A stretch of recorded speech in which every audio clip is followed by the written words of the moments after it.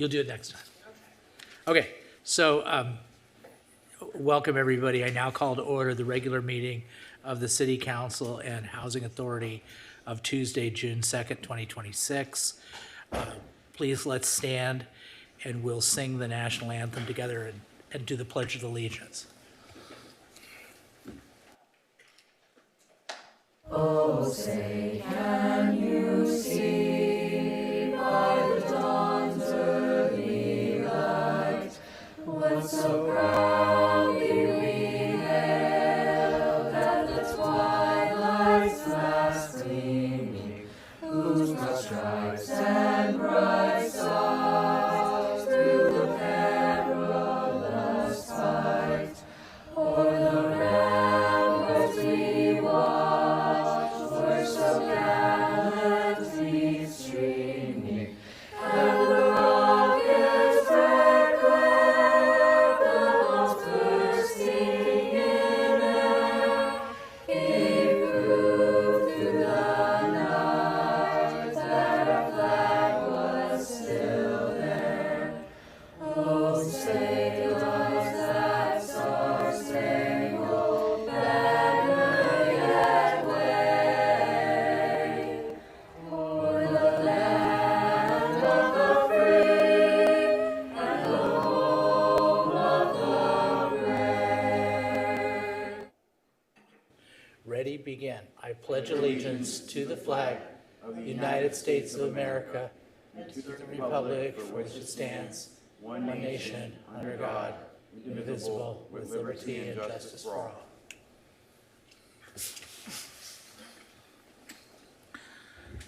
All right, thank you, everybody. Great singing.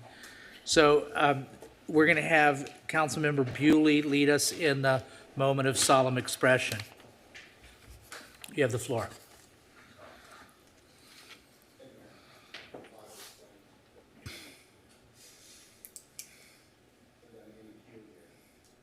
Oh, hold on a second. Here you go. Father, Son, Holy Spirit, amen. Dear Lord, as we come here tonight to do the city's business, I just ask that you watch over all the members of council, staff who's prepared to be with us here tonight, and all the city employees who are out there doing the city's business and being of service. And today, on this key election night, just watch over all of our citizens as they're out there exercising our cherished right to vote here in this country, and that we do your will, Lord, and that sometimes the emotions and the things that we get caught up in during these crazy election times, we remember our humanity, and we remember our love for each other, and they're all members of this great country of ours. In Lord's name, amen. Sorry. Son, Holy Spirit, amen. That happens to me on Thanksgiving pretty regularly. I say, Dad, wrap it up. I thought I heard you say amen, so I said it twice, emphatically. Okay, all right, so Madam Clerk, could you please do the roll call? Mr. Mayor, the record will reflect that all council is present. Wonderful, thank you. We have a city attorney report for our closed session. City Attorney Barlow. Thank you, Mr. Mayor. On item 8, potential initiation of litigation, one case, the council took action after discussion of the Priceless Pets agreement. The council, on motion by Mayor Pro Tem Chavez, seconded by Councilmember Marr, approved termination of the agreement by mutual agreement in lieu of litigation as a result of the inability to perform on the agreed timeline. The vote on that was 6-0. Councilmember Gameros did not participate in the discussion or the action. He abstained for a conflict of interest. Further, the council directed staff to move forward with emergency procurement of another provider, WAGS in Westminster, and to prepare and issue an RFP for a permanent provider. That is all. Thank you, Mr. Mayor. Thank you very much.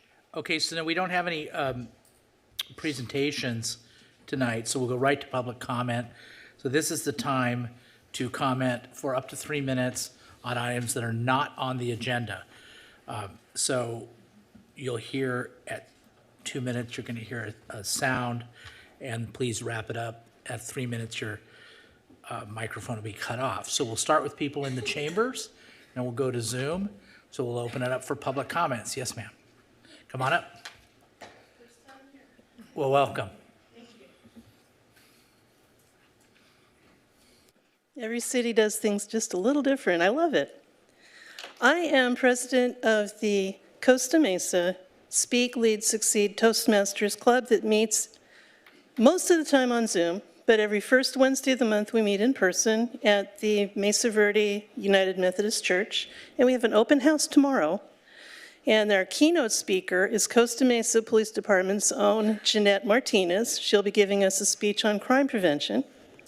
Our theme of the day is elections, and our word of the day is democracy. And if anyone's never been to a Toastmasters Club, they're a lot of fun. Sometimes it can even be like a game show.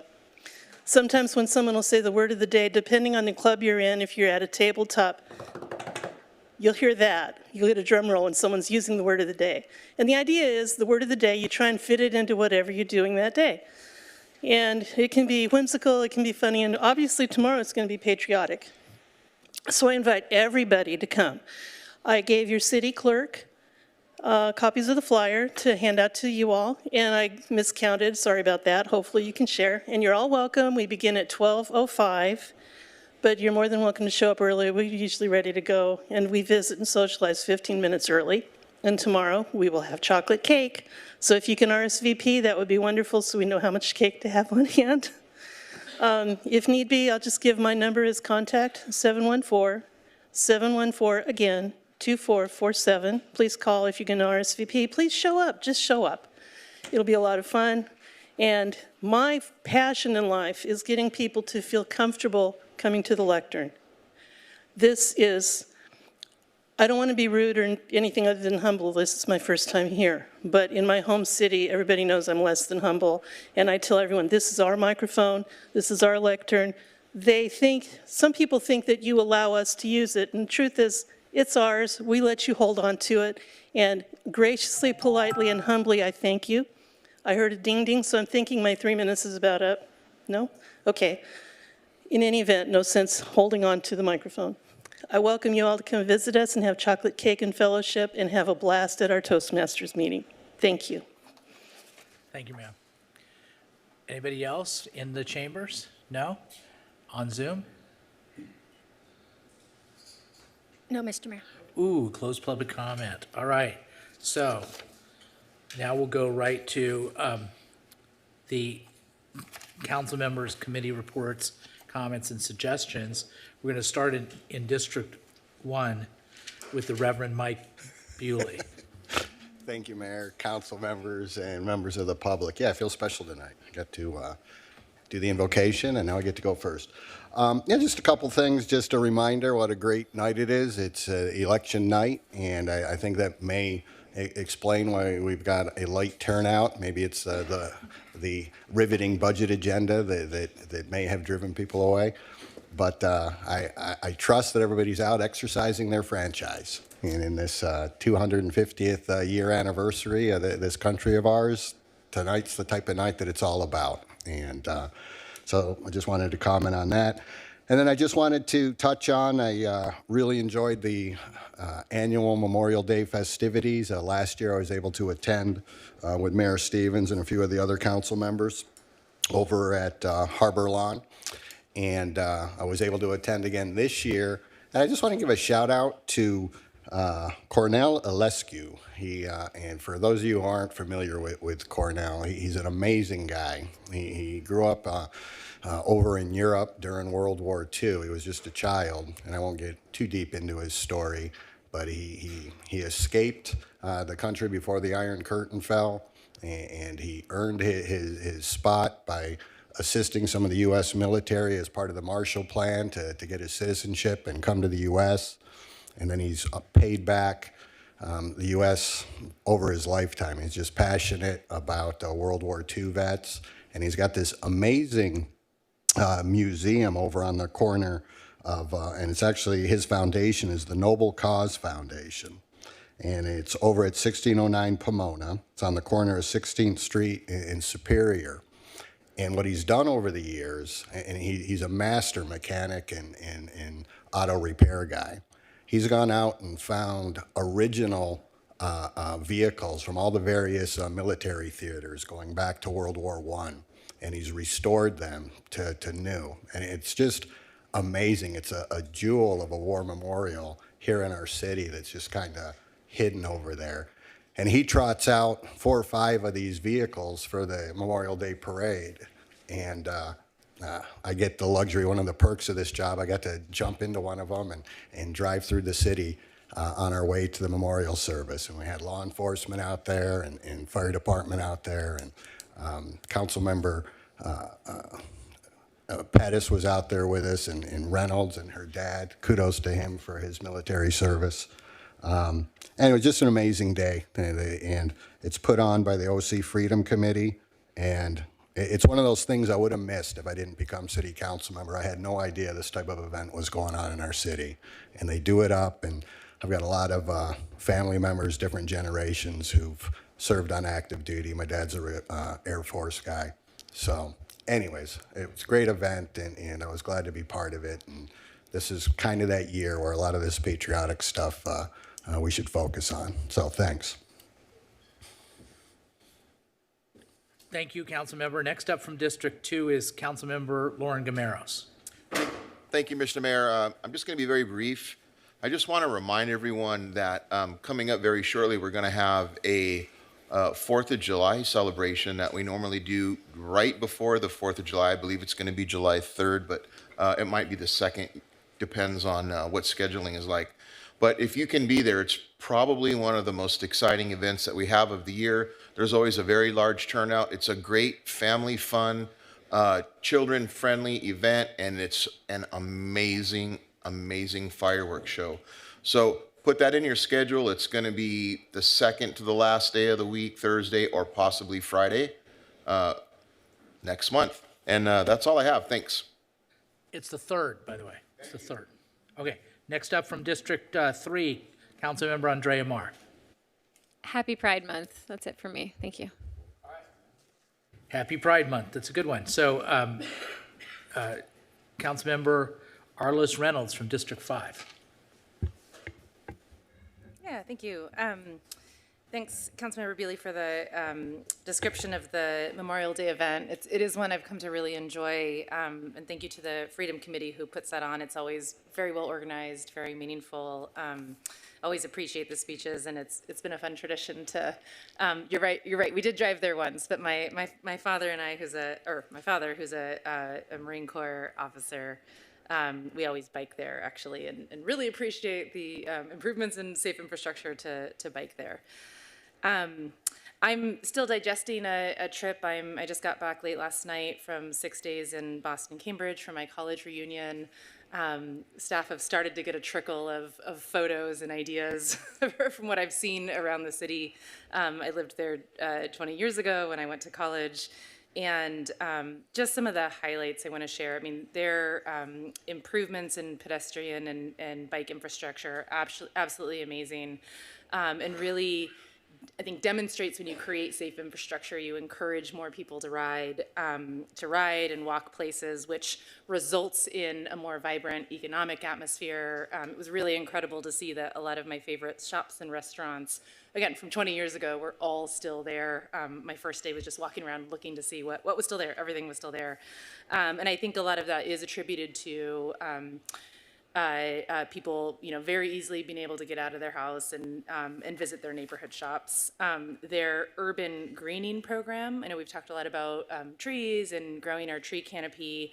I think both cities, I had a chance to talk to a Boston city planner as well, but all around the areas in Cambridge and Boston that I was, you could see new trees planted everywhere with the little bags for water. One thing that was really neat is that they had signage around a lot of them too, explaining what they're doing. either signs kind of painted on the ground saying, you know, this tree is part of the urban greening program. If you want a tree near your home, you know, here's a QR code.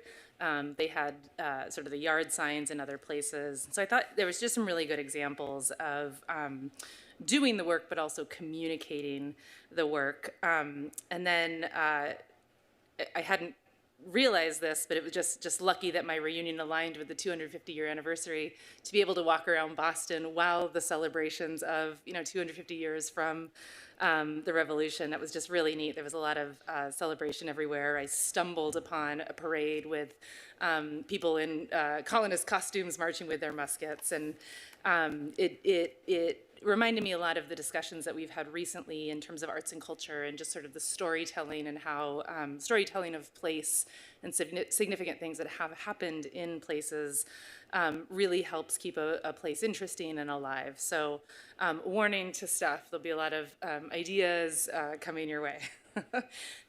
One more thing, the planning department at Boston City Hall, yes, I did end up in the building at Boston City Hall in the planning department. They have a 3D replica of the entire city, obviously scaled down, of course, that their planning department actually uses as part of their regular planning, which I thought was a really cool thing. And I'm going to be pursuing, you know, who might be interested in creating that outside. But that was really fun. I'll share some photos later. A couple other things of note. We've had a bunch of wonderful ribbon cuttings, which have been really fun to be a part of. I think many of us on council have been able to be sort of end-to-end as part of a process, supporting budgets for projects and now groundbreaking and ribbon cutting. A little nit that I've communicated to some is at those ribbon cuttings, we have coffee and snacks that are not from our local coffee shops and bakeries and restaurants. And I really, really, really want to encourage us to be more proactive in figuring out a plan. I know it's not always more convenient, but we show a lot of support on the council here and in our community for supporting our locally owned businesses. So I'd love to see us take a little extra step to try to get more local purchases for those types of events, and then of course our everyday work.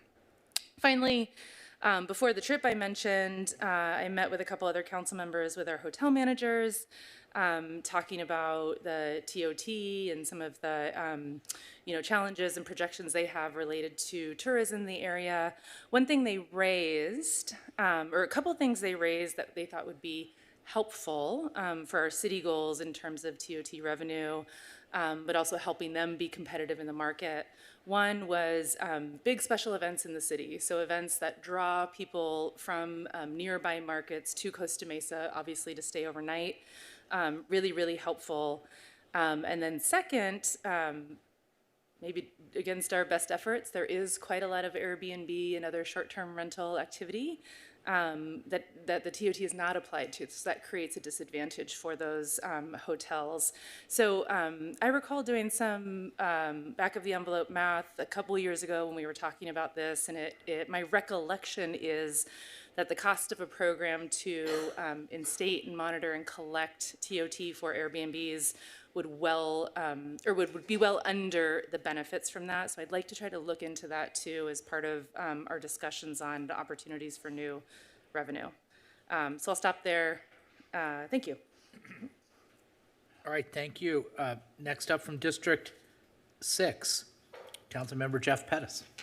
Thank you, Mayor Stevens. Yeah, echoing the sentiments from the council on the Memorial Day event at the it was quite as usual, second year running, and I feel honored and blessed to be there. Also, I had the opportunity to represent Costa Mesa second year in a row at the Newport Harbor High School Memorial Day event.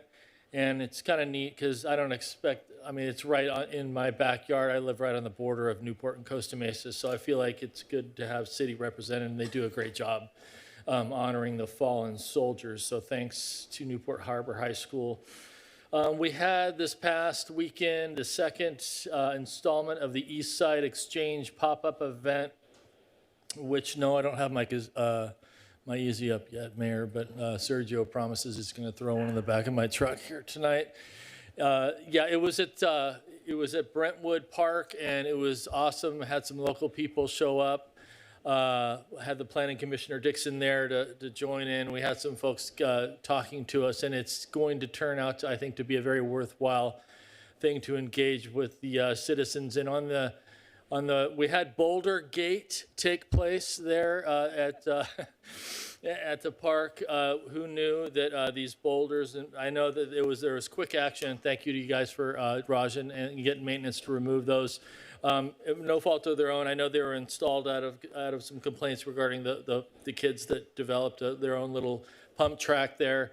I know I get why we did it, and felt like I was going to be overrun by people getting mad at us about that. But I think it's a good thing when kids kind of figure out a way to make their own activity. But I also understand that there were some complaints. But it was a good ending. So thank you for that. Also, I heard while we were there that the gazebo has holes in the metal gazebo roof, and the water pools in there. I don't know if there's anything, Raja, we could do. I heard that from several residents. The intention isn't just to represent the parks, but of course I'm at the park that day hearing a lot about parks. The next one will be at Jordan Park on the 20th of June, Saturday. That's a Saturday from 11 to 1.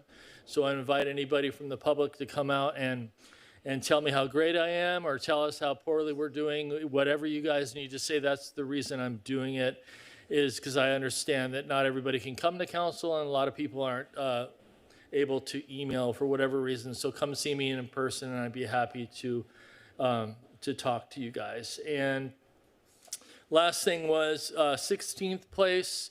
I was inundated with phone calls. My brother actually happens to live on that street, so he was the only one on that street, I think, that didn't email me. There was a mistake made about, I think it was a permitted parking sign put there, and everybody on the, it was not a permitted parking area, so I don't know, there was a whole bunch of tickets written, and it was promptly resolved. I'm not sure if it was code enforcement who removed the sign, but thank you for that, because crisis averted. So I appreciate quick action so everybody can rest easy. And that is all I have tonight. Thanks. Thanks, Councilmember. Now we're going to hear from our Mayor Pro Tem, Manuel Chavez from District 4. Thank you, Mayor Stevens. Thank you, everyone, for joining us today and not watching election results. And happy Pride Month. Just one update today. I want to talk a little bit about Shalimar Park. So this last week, myself and the mayor, as well as a few commissioners, we're at the groundbreaking for Shalimar Park. After all this time, it's finally here. So it was really good seeing the community out there celebrating alongside the city this wonderful occasion. One of the things I mentioned during the groundbreaking that I want to share with you guys is how much, for me, the timing was very, very unique. We had just come off the ending of Easter season, a season of renewal, and we're entering a community that in itself has renewed itself. One of the joys I've had seeing the community lead itself in solving the problems that they faced for so long, and seeing bright youth and a lot of young individuals lead activities for kids in that community, seeing the moms of the community step up and learn how to call PD and create good ties with PD to create more trust in the community, and seeing the kids have a chance to weigh in on their future park. The way you change a community and neighborhood is through itself, and I think Shalimar has done that through and through these past 8 years. So to have the moment for them to shine and that groundbreaking was truly, for me, humbling. And I'm happy the mayor was there to join me. But yeah, now in my district, we're just watching how fast they can build. Because as I challenge city staff, I want to see Shalimar Park and Kitchen Level Park be built out before I leave council, which would be December 1st. So hopefully we can hit that benchmark. But a lot of change happening in Westside Costa Mesa and District 4, and we're very excited for it. So thank you. Thank you very much. Yeah, I was going to start with the groundbreaking at Shalimar Park. I thought that was a great occasion and wonderful progress in District 4. And thank you for the Mayor Pro Tem for all of his diligence, and especially to our staff, Parks, Public Works in particular, for all the work that they're doing there and continue to do. Okay, so you might remember that a few meetings ago, Moses Knopf came and talked about the ukulele thing, and it was at Deli Nerds last night, and I went to it, and it's really good. I didn't play the ukulele, but I sang. They sang like, you know, all these, I think he's into kind of music from the 90s and the 80s, you know, English beat and stuff like that. So it was really fun. So if they do it again, and I'm sure they will, and I hope they do, check it out. It was a good thing. So continuing with that theme, I've got something I want the community to do. Please sign up for, a couple people mentioned July 3rd. We have this up, Tony? Are you going to put it up? Yep. Okay. July 3rd is our big event that we've been having for many years to commemorate the country and also Manuel Chavez's birthday. but mostly, so this is the 250th year, so we're going to have something that we've never had before. It's called Voices in Unity American 250 Choir. So it's not just for the 250 years of the country, but we're going to have 250 people in the choir. So rehearsals start next Tuesday, and they're going to be every Tuesday at the Costa Mesa Senior Center. Everybody is involved. I'm going to read a little blurb about it. United in song, united as one. A multi-generational choir. The genres include contemporary anthems, patriotic classics, gospel music, folk. If it's a part of our shared story, it belongs on this stage. If you love to sing, it doesn't say if you're good at singing. If you love to sing, show your interest, come and participate, be part of the 250 people that sing at the event on the 3rd of July. So the guest conductor is going to be Stacy Neocato from Tewinkle Middle School, and the person who's producing the entire thing is our arts commissioner, Deborah Wondercheck. So please come and join the other members of your community, invite your friends, you'll have a lot of fun, and we're really looking for people to round out the choir. And then as long as I'm on Deborah Wondercheck, our great arts commissioner, she has a wonderful event that's happening on the 27th of June. It's at the Barclay Theater in Irvine. It's called Gospel Voices. I've been there for many years. And this year they're going to focus on Black innovators. So they always pick a theme. So I would encourage y'all to look that up. It's called Gospel Voices, and it's going to be at the Barclay Theater on June 27th. That's all I have. City Manager Gallardo Daly, you have the floor. Thank you, Mayor. I too want to recognize the groundbreaking that took place on May 27th at Shalimar Park. It marked a milestone as city leaders held the groundbreaking ceremony for the expansion of the park. This project was shaped by the input and support of the Shalimar community to create an even better space for the neighborhood to gather, play, and enjoy for years to come. Not only was Mayor Stevens there, but Mayor Pro Tem Manuel Chavez, City Council Member Lauren Gameros, Congressman Dave Min, and several members of the Shalimar community, as well as Parks and Community Service Commissioners and Arts Commission members as well. It's been a really exciting year for city parks. So we've completed the renovation of Brentwood Park, celebrated the groundbreakings for Ketchum-Liebolt and the Costa Mesa Skate Park, and are currently repairing the lakes at Tewinkle Park and are working to restore the bluffs at Fairview Park. So it's an incredible milestone in the city, and thanks to Public Works and Parks and Community Services staff for their hard work and their stewardship in our parks. And I'd also like to acknowledge the retirement of Bang Lee. On May 28th, Sergeant Lee retired from the Costa Mesa Police Department after 27 years of dedicated service. Sergeant Lee is well known in the community, and I want to wish him all the best in his retirement and thank him for his nearly 3 decades of service to Costa Mesa. Thank you. Thank you very much. Now we're going to give the floor to our city attorney, Ms. Kimberly Hall Barlow. Thank you, Mr. Mayor. I just have a couple of very quick things. You still have 1 hour and 27 minutes to vote. So if you haven't done that yet, please vote, and happy Pride Month. That's all I have, Mr. Mayor. Okay. Everybody's uncharacteristically brief tonight. Let's see, we've made it through there. Now we're going to go to the consent calendar. The consent calendar is to be voted on in one motion and considered routine unless something is pulled by a member of the public, a member of staff, or the council. Madam Clerk, has anything been pulled? No, Mr. Mayor. Okay, so let's do a motion on the consent calendar. So moved. Okay, motion by Mayor Pro Tem Chavez, seconded by Councilmember Mar. Let's call for the question. Motion carries 7-0. Okay, now the city clerk reminded me we would next go on to a public hearing item, but we're not allowed to start that until 7. So we do have some new business items. So does anybody have any objection to us doing the new business? Okay, hearing no objections. Madam Clerk, would you please read the title for new business item number 1? Award of contract to renovate Jack Hammett Sports Complex Fields 1 and 2. Staff presentation by Mr. Sathuraman, Public Works Director.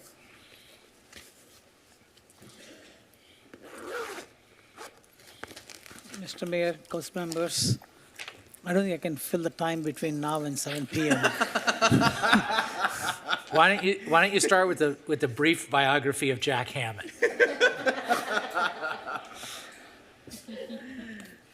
Or forget it, not a brief biography, just give his whole biography. So the Jack Hammett, it used to be called Farm Sports Complex before, and it's named after Jack Hammett, who is our Pearl Harbor veteran.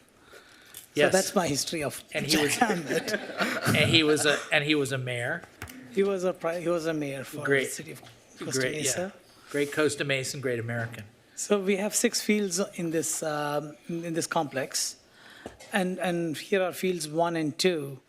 The fields have become very uneven, undulated due to years of use, and have equipment running over it for a while. So it's time to not just resort and all that, but we have to actually level the field and then do some more grading. Make sure we get a little crown in the middle for drainage, and then do the sod for this one. Here are a couple of pictures that show the fields 1 and 2. It's hard to see the undulations in these pictures, but if you walk the field or if you play in the field, you would notice that, and especially for the kids who play on these fields, you got little holes here and there, and so we need to make sure that it's level and it's in good condition. So the project is to implement that. So we have a contractor who would be implementing that project, and it's Cape Rose Landscaping, and they have good experience doing similar work in other cities, including Anaheim. And the goal is to get this done between now and end of August or early September, before we start having tournaments and other activities in the fields. So we want to get this done in the next couple of months. And the cost of the project is about $470,000, and we request your approval of this project. That concludes my presentation. If you have any questions. Well, I'm sure we have extensive questions for you, Director. Any questions about this? I'll do my best. All right, go ahead. I'll try. Can you clarify? I know we usually get, or we have gotten significant funding in the past when professional sports teams have used, or maybe it was UCLA last year, I can't remember, when outside sports teams have used these fields, and usually part of that agreement is that they repair the fields. Did the last use result in repairing the fields, or did they provide funding that's in the bucket to fund this project? So they do both. So the one is they provide, the rental for the fields. Yeah. Usually it's fields 3 and 4 is where they practice. And fields 1 and 2, sometimes the, Chargers, when they were playing, they were using it for setup of their other activities and all that stuff. It wasn't used for active play, but it was used for some other promotional activities.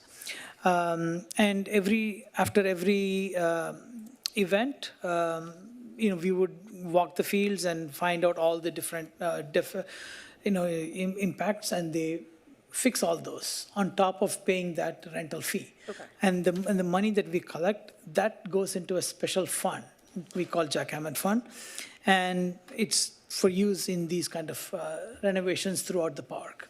So most of this project funding is coming from that particular activity. So whether the Chargers contributing or UCLA or Raiders. And it actually just occurred to me that we don't have a program like that this year. I think this was the last year of the contract with the Chargers, right? That's true, but the Chargers ended 3 years ago, but then had the we had option. Raiders come, Yeah. and then we had UCLA Yeah, come. yeah. But yeah, you're right, the Chargers contract, the 10 years ended. Yeah, okay. What do we, so you described that when the Chargers or the Raiders or whoever else is there, those agreements have resulted in those organizations fixing the fields when they leave. So this maintenance is regular city use maintenance. It costs $500,000 for 2 fields repair. Yes. What should we be anticipating in terms of the ongoing maintenance costs for Jack Hammett? So ongoing maintenance is included in our city's budget. So it's in our Let me clarify overall myself. budget. Meaning like this kind of field repair, because I don't think we put $500,000 for Jack Hammett in our normal city's budget. Yeah, this kind of repair is not usual. Right. This probably happens every, I would say, 15 to 20 years. Oh, okay. So it's not something that we do every time. So even, for example, when Chargers came in 10 years ago and they looked at fields 3 and 4, they did spend even more. They spent $1 million on those fields back then. And, they brought it up to NFL standards, and that's why they spent that kind of money to do that project. Ours is mainly to take care of all these natural settlement that happens with the fields, and sometimes even when we have moving equipment, things like that could cause some damage to the fields over time. Again, this happens over a long period of time. So Okay, we so- don't anticipate spending this kind of money again So this level for of many repair, years. Exactly. 15 to 20 years. Okay, good. I was thinking it might be more frequent than that. And then 3 and 4 have been recently well repaired, so we're not, next 5 years, 10 years, there's not going to be another big bill. No, Okay. there is no plan. Yeah, there is nothing anticipated. Okay. I contributed 5 or Good more minutes to that. job. Okay. Thank you. Okay. All right, I guess we could open it up to the public. Anybody want to speak on this item?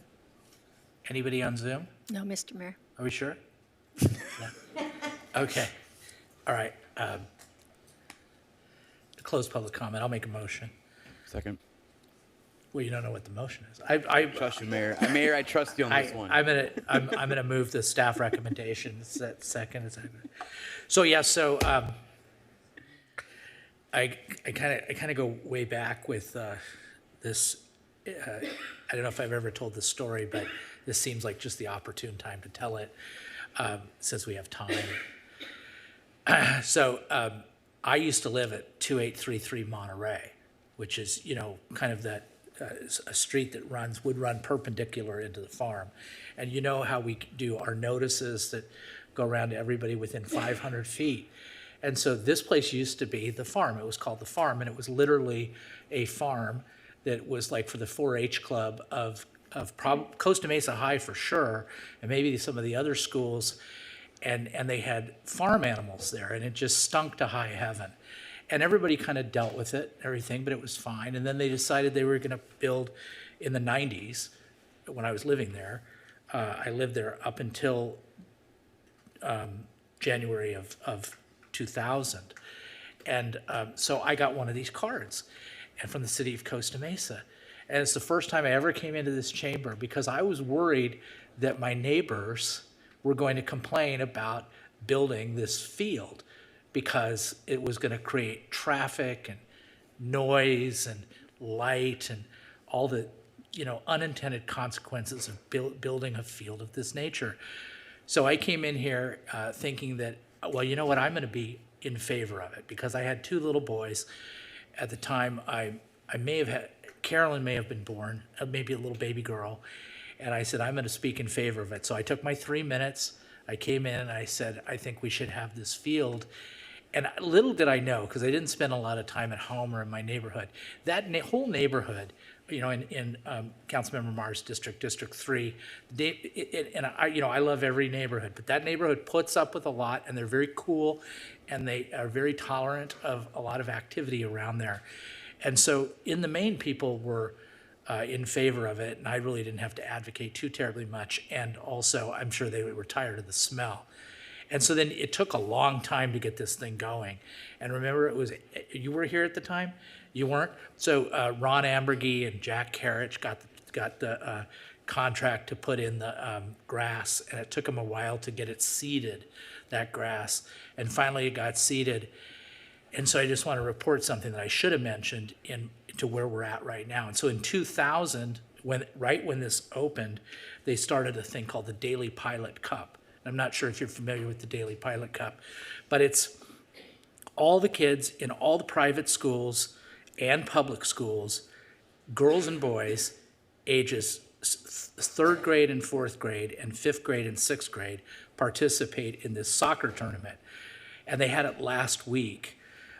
When they started, it was 70 teams.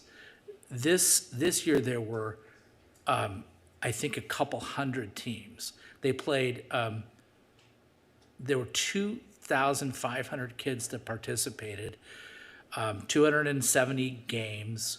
I mean, it was just insane. So I went there with some trustees, school board trustees, and we gave out the medals. And I just want to, these are the ones I can remember, and I think I've got them all. Kaiser, in Councilmember Pettis' district, won and they won the main prize, the boys' 5th and 6th championship, and the girls won, and the boys came in 2nd, and 5th and 6th gold. That was pretty amazing. Wilson, in District 4, Mayor Pro Tem Chavez district, they won 2 times. Paularino, which is in Councilmember Gameros' district, they won a gold, a first place medal. Davis, which is in Councilmember Marr's district, also won. And then back to Mayor Pro Tem Chavez, Whittier won too. So we had a lot of success, and we play against the Newport teams. So if I'm doing my math correctly, we won more championships than Newport, which is really the thing that's the most important. No, the most important is all the kids having fun. But none of that would have happened. None of that would have happened if we wouldn't have had a dedicated staff that put this project together, that built this project, that's maintained it for 26 years. And by the way, nor would have that, it's now called the Mesa Verde Classic. No, it's called the Newport Mesa Soccer Classic. And Costa Mesa United is the name sponsor. And none of that would have happened either without our Parks Department, our Public Works Department. And at that ceremony, I want to just tell staff, everybody recognized our great staff at the city. Everybody was very grateful, and they were very happy to get their medals, but not until we heard some really nice words about our city staff. So how are we doing? Okay, we still got 14 minutes left. All right, anyway, should we call for the question and take a little break? All right, let's do it. Motion carries 7-0. All right, let's take a break until 7 o'clock.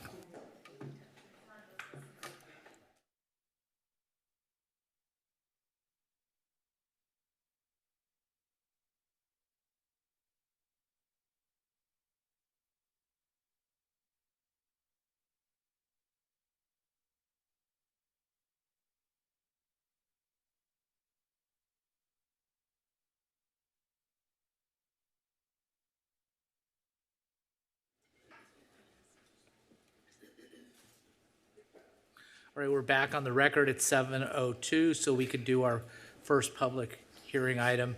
Madam Clerk, could you please read the title? Business Improvement Area Reauthorization to Levy Annual Assessment. Staff presentation by Ms. Jacker, Assistant to the City Manager. You have the floor. Thank you. Good evening, Honorable Mayor and City Council. Before you tonight is the Business Improvement Area reauthorization and levying of the annual assessment. I'm going to quickly go through some background and then hand it off to Paulette Lombardi-Fries, the President of Travel Costa Mesa. First, some background. State law authorizes the establishment of a Business Improvement Area, or a BIA. The city's BIA, also known as Travel Costa Mesa, has existed since 1995 and must be reauthorized each year by City Council. Therefore, in accordance with state law, on May 5th, the City Council adopted a notice of intent via a resolution to set a public hearing for today, June 2nd, for the BIA reauthorization and levy of the annual assessment for fiscal year 26-27. In the upcoming fiscal year, there will be 10 hotels participating in the BIA. The city received the Crown Plaza's intent to withdraw last month in May. The proposed levy amount remains at 3%. Therefore, staff recommends that the City Council conduct a public hearing regarding the Business Improvement Area reauthorization and levy of the annual assessment for fiscal year 26-27, and adopt a resolution confirming the annual report filed by Travel Costa Mesa and levying an annual assessment for fiscal year 26-27 for the Business Improvement Area covering certain Costa Mesa hotels and motels. Now I'll turn it over to Paulette.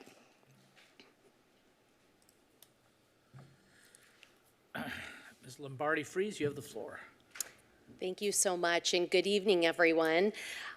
Before we get started, I have prepared a video that does a quick recap of all the activities that Travel Costa Mesa has created over the course of our last fiscal year. But before I go into that, I would just like to extend my sincere thanks to the mayor and our city manager for their continued support of the tourism industry. Their leadership and commitment as board members help strengthen an industry that plays a vital role in our local economy. It supports jobs and enhances the quality of life for residents and visitors. Your ongoing support and partnership is invaluable to our success and our future growth of the organization. So thank you to both of you for always showing up at our meetings and for participating and really supporting the tourism industry. Although our organization has had over 10 goals specifically to focus on this past fiscal year, the top 4 goals I'm happy to share with all of you in terms of some of the successes that we've already accomplished, even though I have about 3.5 more weeks to go until we conclude this current fiscal year. The first one was to drive demand for leisure travel and visitation to Costa Mesa. The second one was increasing our following and engagement as it relates to social media. Number 3 was increase awareness and earned media for Costa Mesa through PR efforts. And number 4 was to increase our group sales numbers related to productivity and what we accomplished the year before. At this time, Hadassah, if you could please play the video.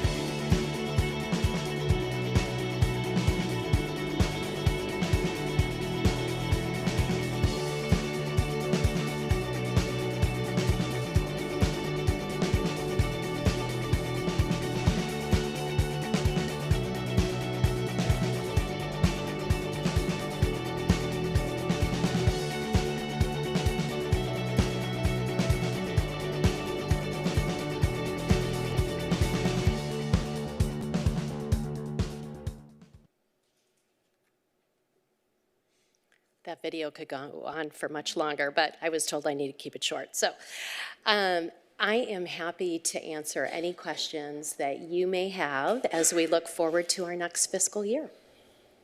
Council, any questions? Councilmember Reynolds? Yeah. Thank you for the presentation. Can you talk a little bit about projections for next year? We have in our budget coming up in the next item, projected growth. So I'm curious if you can just talk a little bit about that, given the uncertain economy ahead. And then also given what was reported out about, is it Crown Plaza opting to withdraw? I'm especially curious now why we're expecting growth with a reduction in one hotel. Yeah, so related to budgeting for our next fiscal year, I received this letter about a week ago or so related to what you referenced with the Crown Plaza. Before that, some of the items that I specifically look at when we're looking for a budget for our next fiscal year is what we call pace and overall pace for all of my hotel partners. So we are comparing what are we looking like now and comparing that to what did we look at last year at this same time. So that's one of the tools and metrics of measurement that I will look at, as well as specifically some of the larger hotels related to group business. So if they have what we call a lot of group business on the books, as we enter into our fiscal year, that's a good base for us and gives us a lot of confidence, because when they are sold out and they get filled quickly, that compression will be felt throughout our other properties within the city. So that's really important to us. And number three, especially for this upcoming fiscal year, are hotel renovations. I have one of my largest hotels that will be going under quite a massive renovation beginning November and taking 6 months to complete. So as I look to our forecast and what we're going to budget, as well as one of the hoteliers pulling out, I had to bring down my budget. So that is indeed what I did. I have some data from our largest hotel partner related to rooms revenue and the decline they feel that they are going to see as a result of the renovation, as well as those other factors. So I am only going to be representing 10 hotels, but within those 10 hotels, our budget will significantly be decreased. We're looking at approximately a $3.4 million budget in terms of BIA revenue for this fiscal year, and I had to take off approximately $250,000 to $300,000 related in what we will spend, or what we are going to anticipate in spending next fiscal year as a result. Yeah, thank you for that answer. I'm wishing I'd written some of those numbers down. Can you give a sense of the percent reduction in your budget? It sounds like directly related to both Crown Plaza leaving, but also the renovations at the largest hotel. You know what, we're still working on our budget as a result of this letter, so okay. I would be happy to share that with you as soon as I can feel confident with that number. Okay, but you're expecting less revenue in this upcoming year than you received last year? Correct. Got it. Yes. Okay, thank you.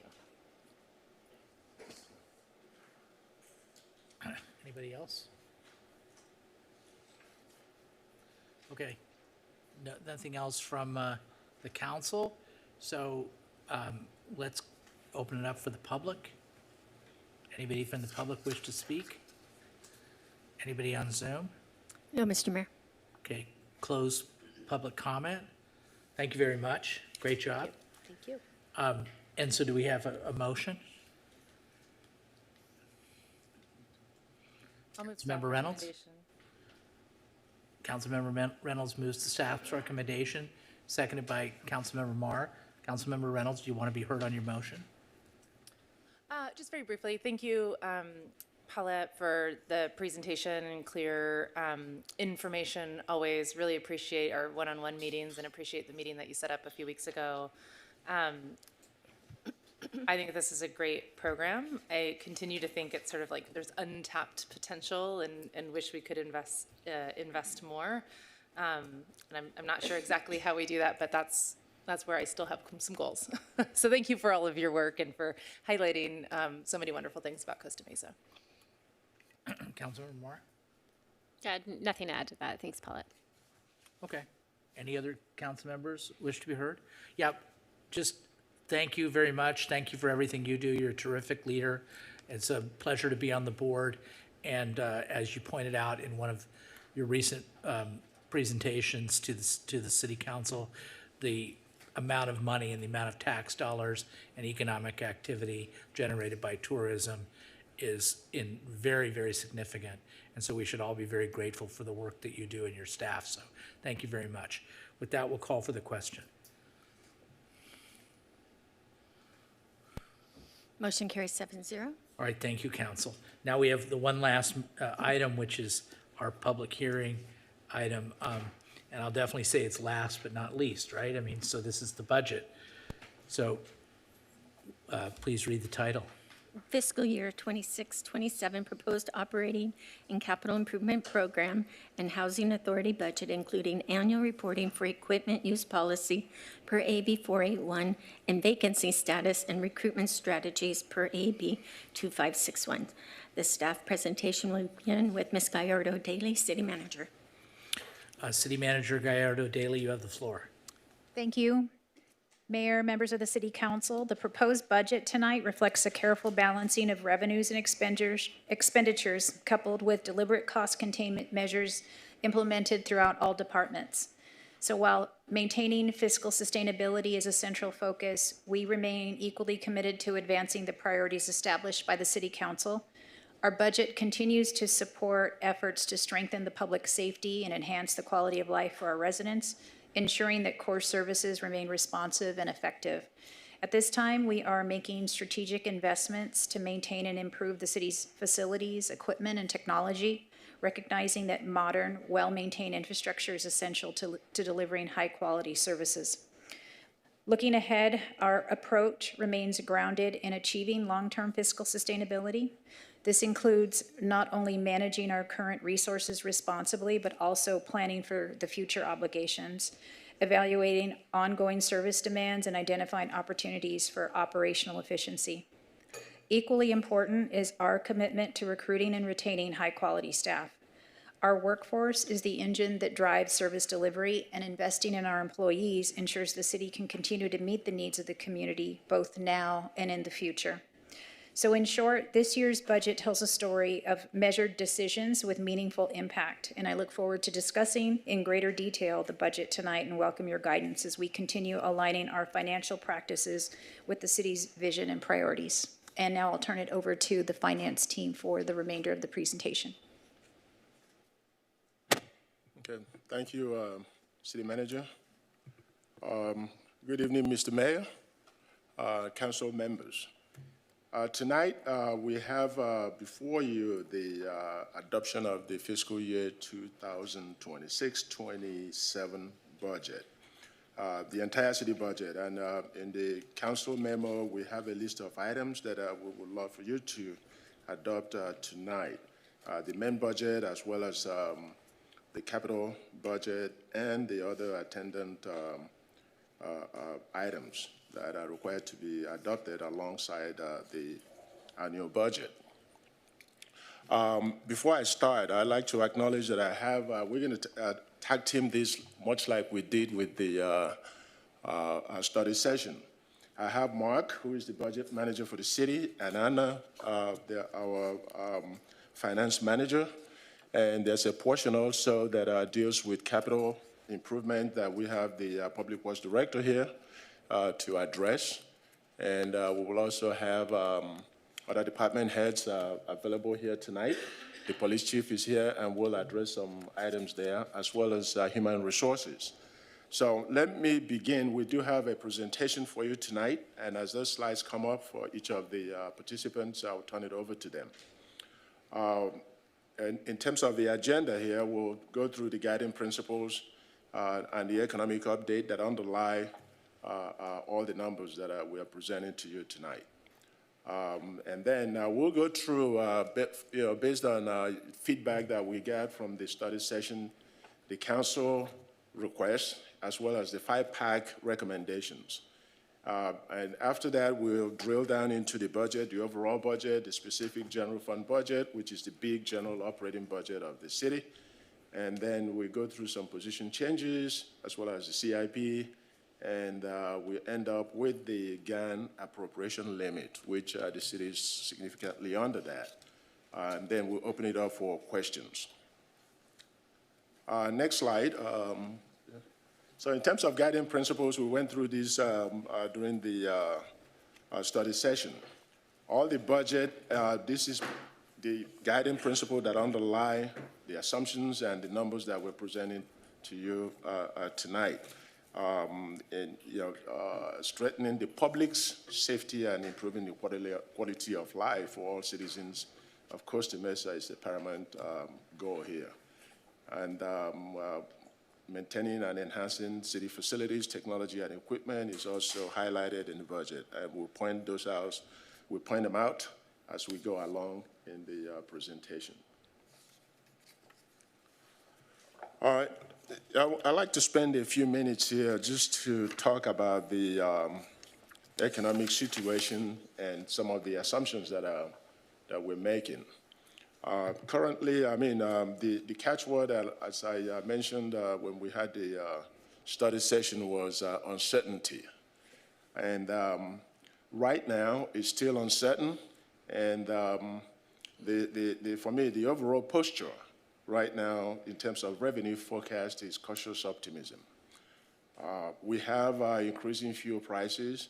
Interest rate is still stable where it is, and it's uninspiring. Inflation concerns are still there, even though part of the good news is that there's a decreased concern about recession. However, consumer confidence is at one of the lowest points in recent, over the past few years. And there's this huge concern about the Middle East conflict and the impact that it's having on the overall budget and overall economy of the country. So for California, it's still the same thing. And we heard the governor's May revise that was put out on May 14th. And the posture there was also cautious optimism. They are not pulling back.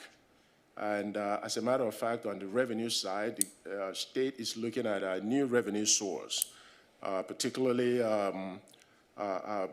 subjecting, I believe, the digital software purchases, subjecting that to sales tax. And the expectation is that it's going to raise new revenues for the state as well as cities.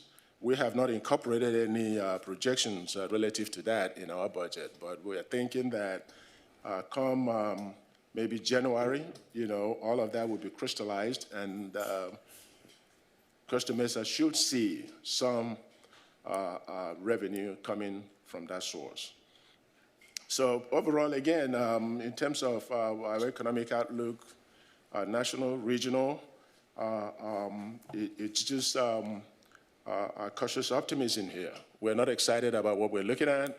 We're not, we don't have anything today compelling us to pull back our revenue projections. So we're kind of just staying reasonably low in terms of our revenue projections.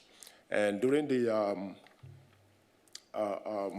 mid-year study session, we did update our revenue projections.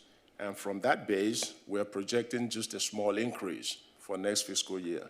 And with that, I'm going to turn it over to Anna to go through some specific numbers on the revenue. Good evening, Mayor, Mayor Pro Tem, council members, and city manager. I would like to walk you through our budget assumptions. As you previously heard about our economic outlook, it is this information, along with information that we received from our consultant, that leads us to our budget assumptions. With this being said, we are expecting approximately 3% growth in major revenue categories compared to the fiscal year 25-26 year-end projections. For consistency purposes, we compare these numbers typically to the adopted budget, so this equates to approximately 2 to 10% growth when compared to our FY 25-26 adopted budget. Sales tax is our largest revenue source, and we are forecasting a 2% growth, again, from our FY 25-26 year-end projections. This equates to a 10% growth when compared to the current year adopted budget. Next is our property tax, which continues in an upward trend of 2%. For transient occupancy tax, we are projecting a growth of 5%, again, compared to our year-end projections. License and permits, we are projecting a growth of 5%, again, compared to the current adopted budget. Franchise fees are being forecasted with the 6% increase from the FY 25-26 adopted budget. In regards to other revenue sources, we anticipate flat to very low growth. Additionally, we have a city fee study schedule underway, which we are currently evaluating the city's user fees. I'll go ahead and turn it over back to Mr. Okereke. Yeah, thank you, Anna. Let me just focus on a little bit on sales tax here. Sales tax for the city is the biggest revenue of the city.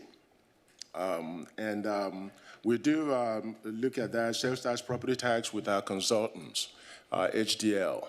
And I just want to make the connection with the presentation that we heard earlier from Travel COSTA MESA. One of the things that we looked at and we know it will impact our revenue is the renovation by, I believe, one of the hotels that I remember of the BIA. And so we're looking at that as the only element within the group of hotels within the Costa Mesa that may impact our revenue estimation. So if that hotel shuts down for 6 months and going through renovations, obviously that will impact our revenue. But overall, the other hotel like Crown Plaza that pulled out of the BIA, there's no impact because we're still getting our TOT, and I don't think they're projecting any pullback in terms of their occupancy rate.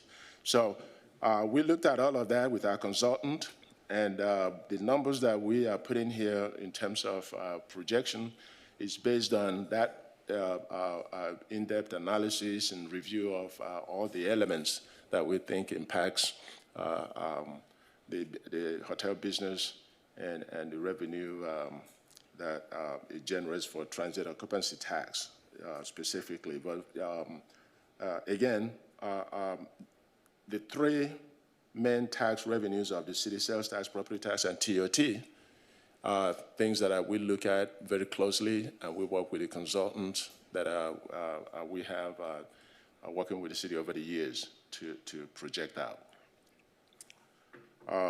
With that, I'll move on to the next slide.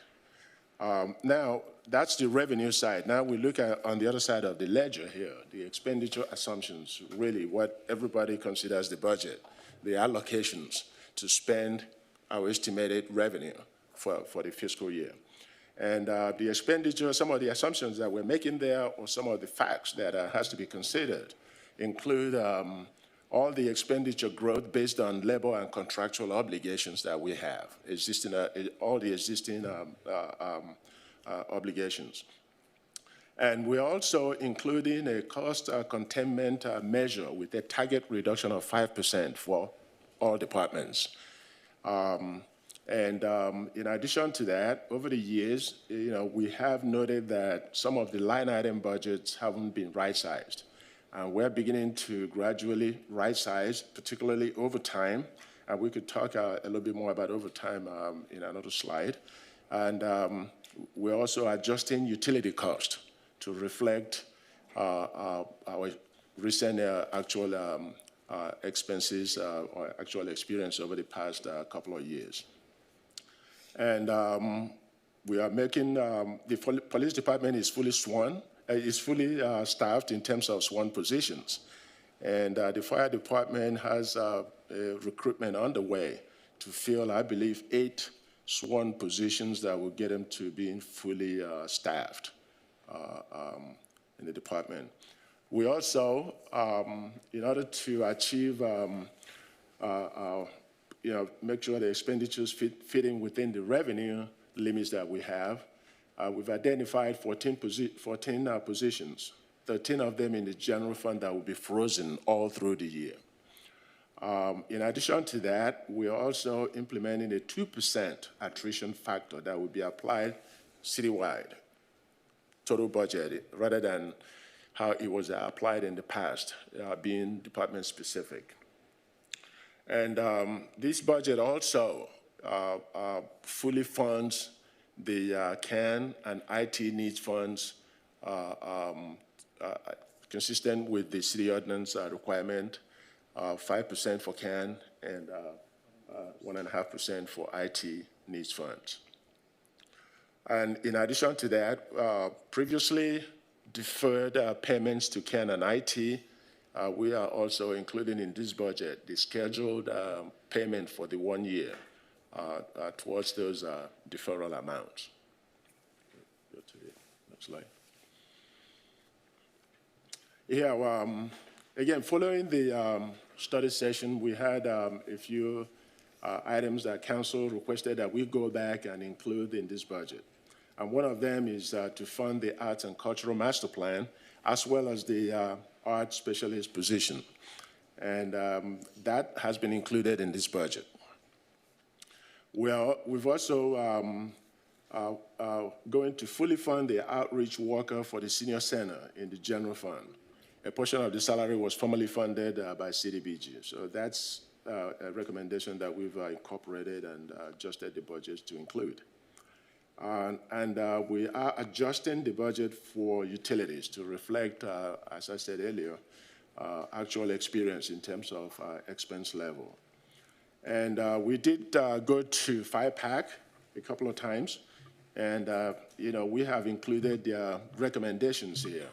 And the next slide will go through 5-pack recommendations. A couple of recommendations that are 5-pack it's recommending. That, number one is to transfer budgeting and accounting of legal fees. Include all those listed in non-departmental, the way we account for it, all of it to be consolidated and reported under the city attorney's office. And we generally agree with 5-pack on this recommendation, and we're going to go back and look at the impact here in terms of how we budget, how we account, and how we report legal fees to make sure that we can track it and report it easily, better than the way it is being budgeted right now. So that's work in progress that I think Finance Department will take on with the Attorney's Office, and we can look at all the related attorney fees and see how best to account for it, budget for it, and report on it. The other recommendation from 5-pack is that we initiate an ongoing semi-annual review, a status report to council on capital improvement budgets. And we generally agree with that as well. So finance staff will be working with the public works staff to see how the reports that can be developed and presented to council, as well as 5-pack. Relative to all the CIP projects during the fiscal year. Now, with that, all of those have been incorporated in the proposed budget. Just in terms of overview here, just to identify our budgeting mechanism here. We have several funds that we budget for. The biggest of all is the general fund, of course, which is the general operating fund of the city. That's the biggest fund, and we're going to concentrate on that in a little bit. We also have some special revenue funds, largely grant funds, and whose resources are restricted in terms of use. There's also internal service funds, where we put in money for equipment replacement, self-insurance, and Information Technology Replacement Fund. We also have the Capital Improvement Fund, which is largely CIP that normally span over several fiscal years and $30,000 threshold and above. And we do also have the Housing Authority Fund to serve as the housing successor by managing housing assets, duties, and functions, including administrative costs, homelessness prevention, and rapid rehousing. Yeah. In terms of highlights, just total general overall city budget.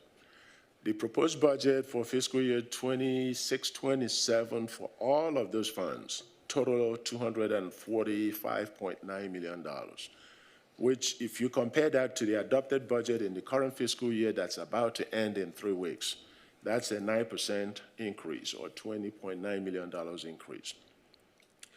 Approximately $109.3 million in all those resources is dedicated to public safety, and that is consistent with the guiding principle to ensure the public's safety and the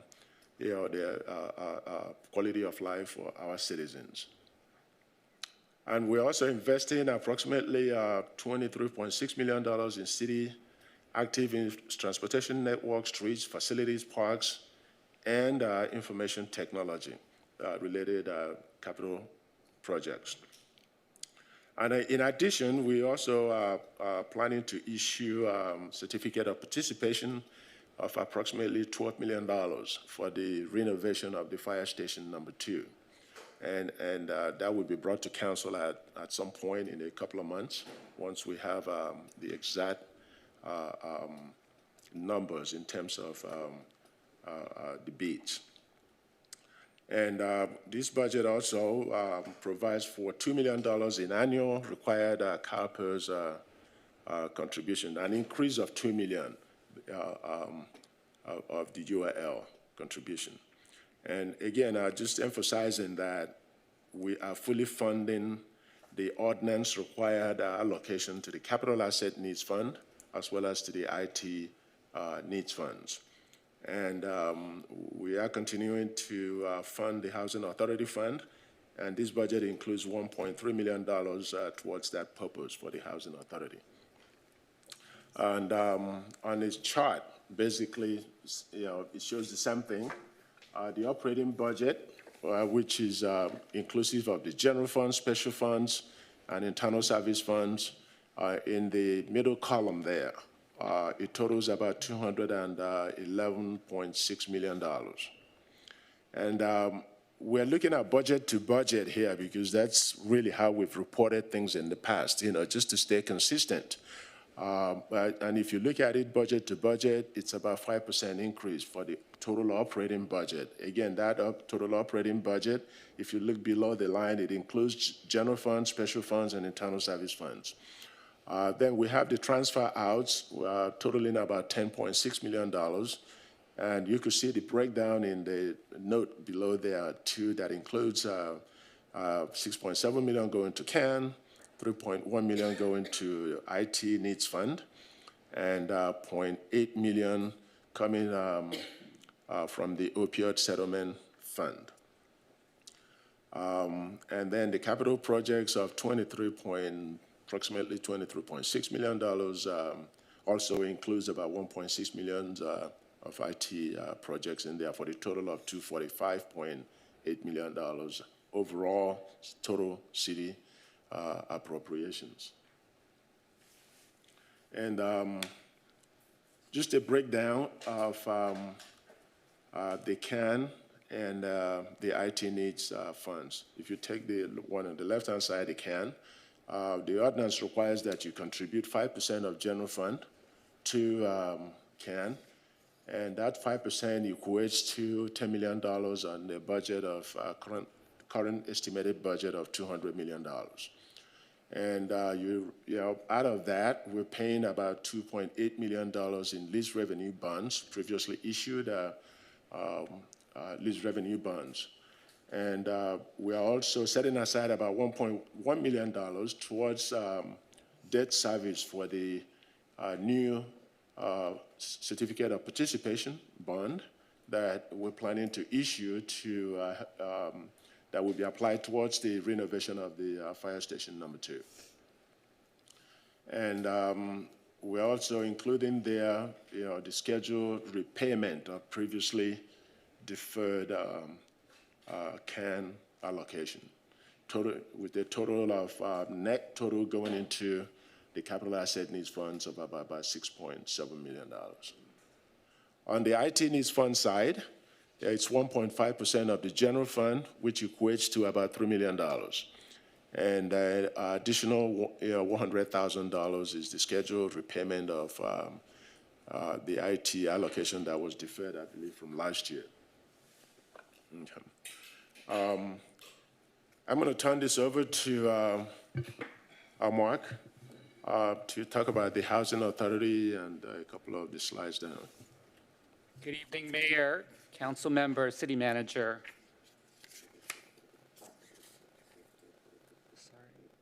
Yep. Yep.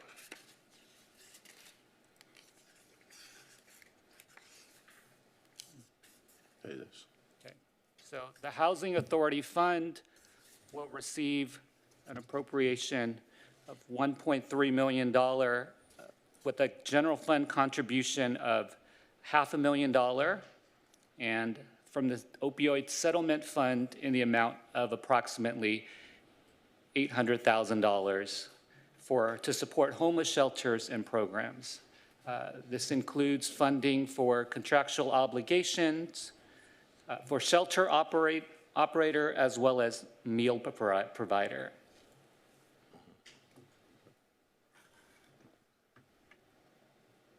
We're trying to fix the flow here. Just 1 second.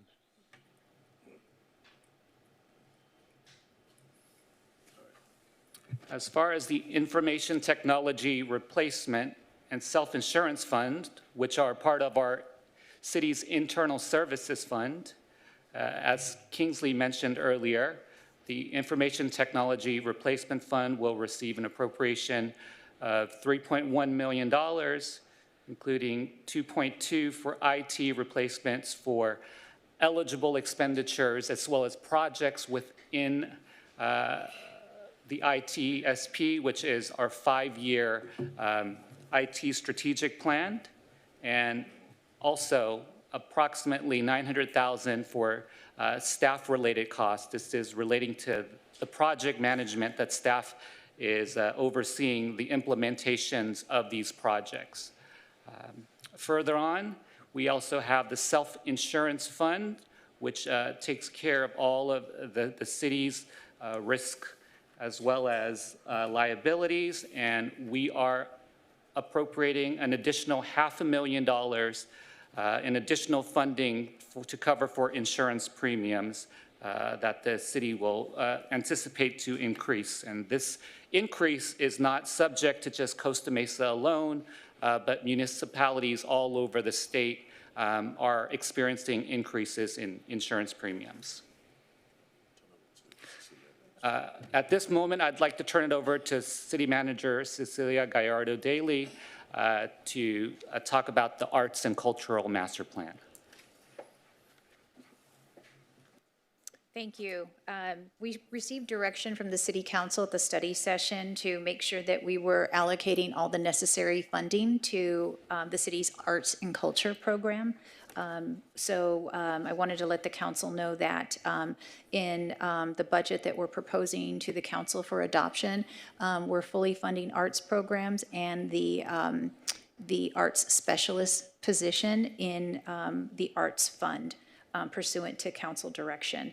And in addition to that, we will be bringing forward a contract at the next council meeting for the preparation of the next 5-year master plan. And then going forward, upon the completion of the proposed master plan, staff will be coming back to council to go over the 5-year master plan and the funding needed to support that plan going forward. Thank you. Okay, thank you, City Manager. Next one. Now we're going to pivot from the general total city to just now focusing on general fund. And general fund, if you look at the slide here, the proposed fiscal year 2026, 27 estimated revenue for the general fund is approximately $200 million. And that, if you look at it budget to budget, that's an increase of about 13%. But when you look at it from that proposed number compared to the revised projection for the current fiscal year end, it's not that much. It's just a modest increase there. And is it 7% or 3 point something percent? 3%, so it's 7%. All right. So that's approximately 3% increase. And basically, you know, again, I think we mentioned that earlier, that when we came to you, you know, presenting the mid-year budget for the current fiscal year, we updated all revenues at that point. And so we are pretty much confident in terms of revenue totals for the current fiscal year, which is about to end in a few weeks, June 30. And based on that, you know, we are now projecting for next year. So that's revenue, and that's really the upper limit in terms of the budget that we can accommodate. Our total operating budget for all programs, all departments, total about $190.2 million. Now, if you compare that to the adopted budget of in the current fiscal year of 184, that's a jump of about $6.1 million and a 3% increase. But if you look at it, you know, compared to the revised numbers that we have based on our mid-year adjustments, it's actually a small reduction in terms of total operating budget. And then the transfer outs, the $9.8 million, last year, the current fiscal year, I think there were some deferrals, as well as in previous years, of the CAN money and the IT funds money. But this year, we are fully funding the required contribution per city ordinance, as well as trying to make the payments to those funds towards recouping the previously deferred amounts. And this shows a picture of just a good chart to look at our city general fund revenues. You can see sales tax is the biggest component there, estimated about 82.5, property tax 64.0 million, about 32%, and TOT down towards your right, it's about $10.6 million. Those are really the big three specific revenue sources of the city. Business license is contributing just $1 million. For a city of this size and the breadth of businesses, maybe it should be contributing more. And we also have, towards the bottom left, the franchise fee of about $7.4 million. But just emphasizing I call it the big three for the city. It's sales tax, property tax, and transient occupancy tax. And those we focus, a lot of attention to in terms of the projections.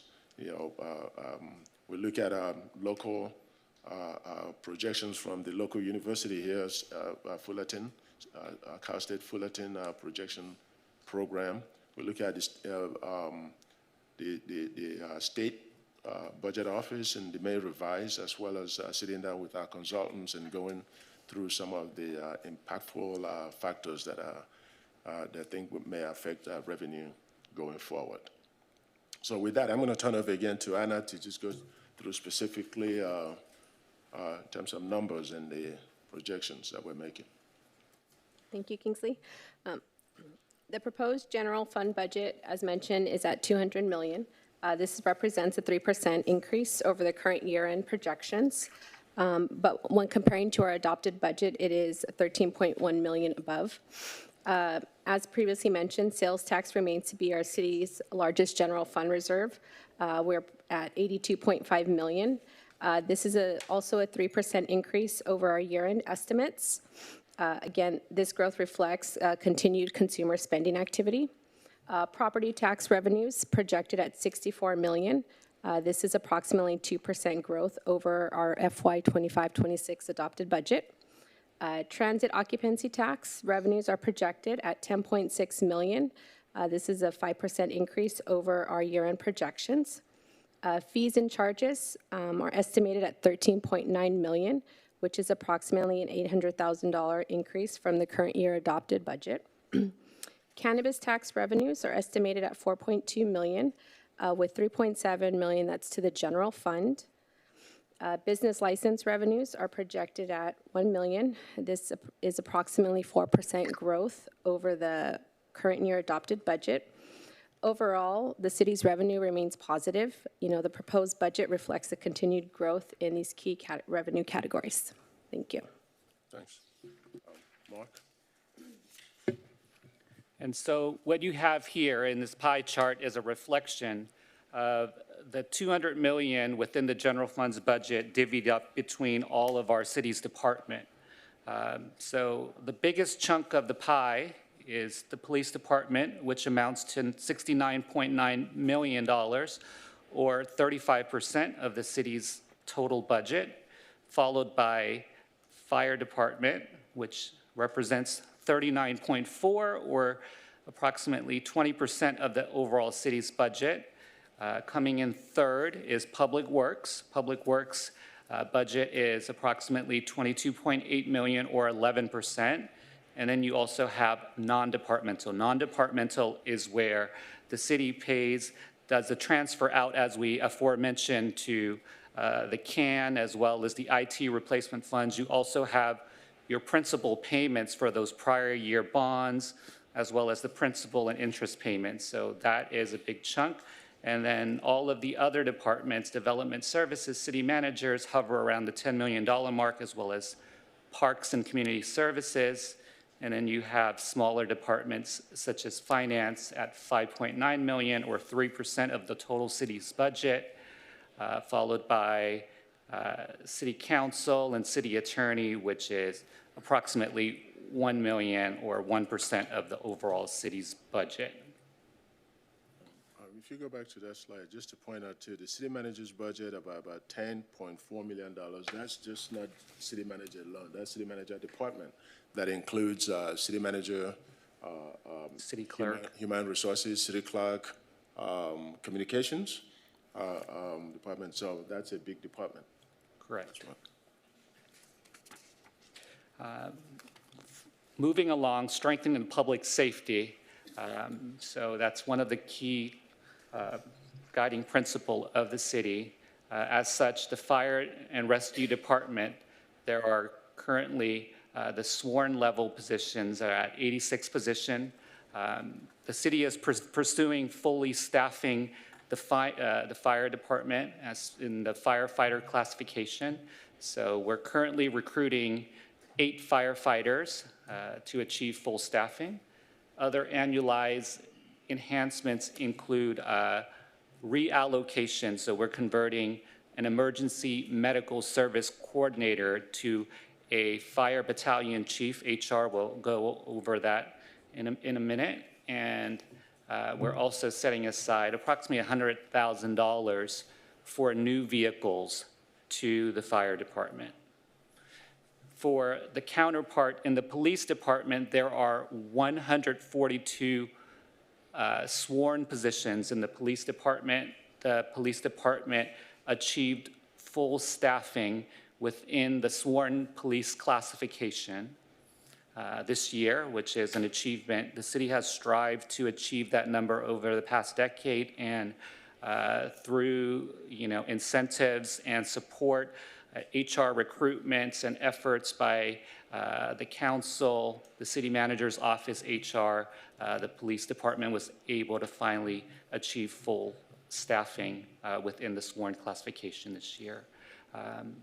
Other enhancements to the police department also includes the reallocation of a public safety dispatcher to a public safety dispatch supervisor.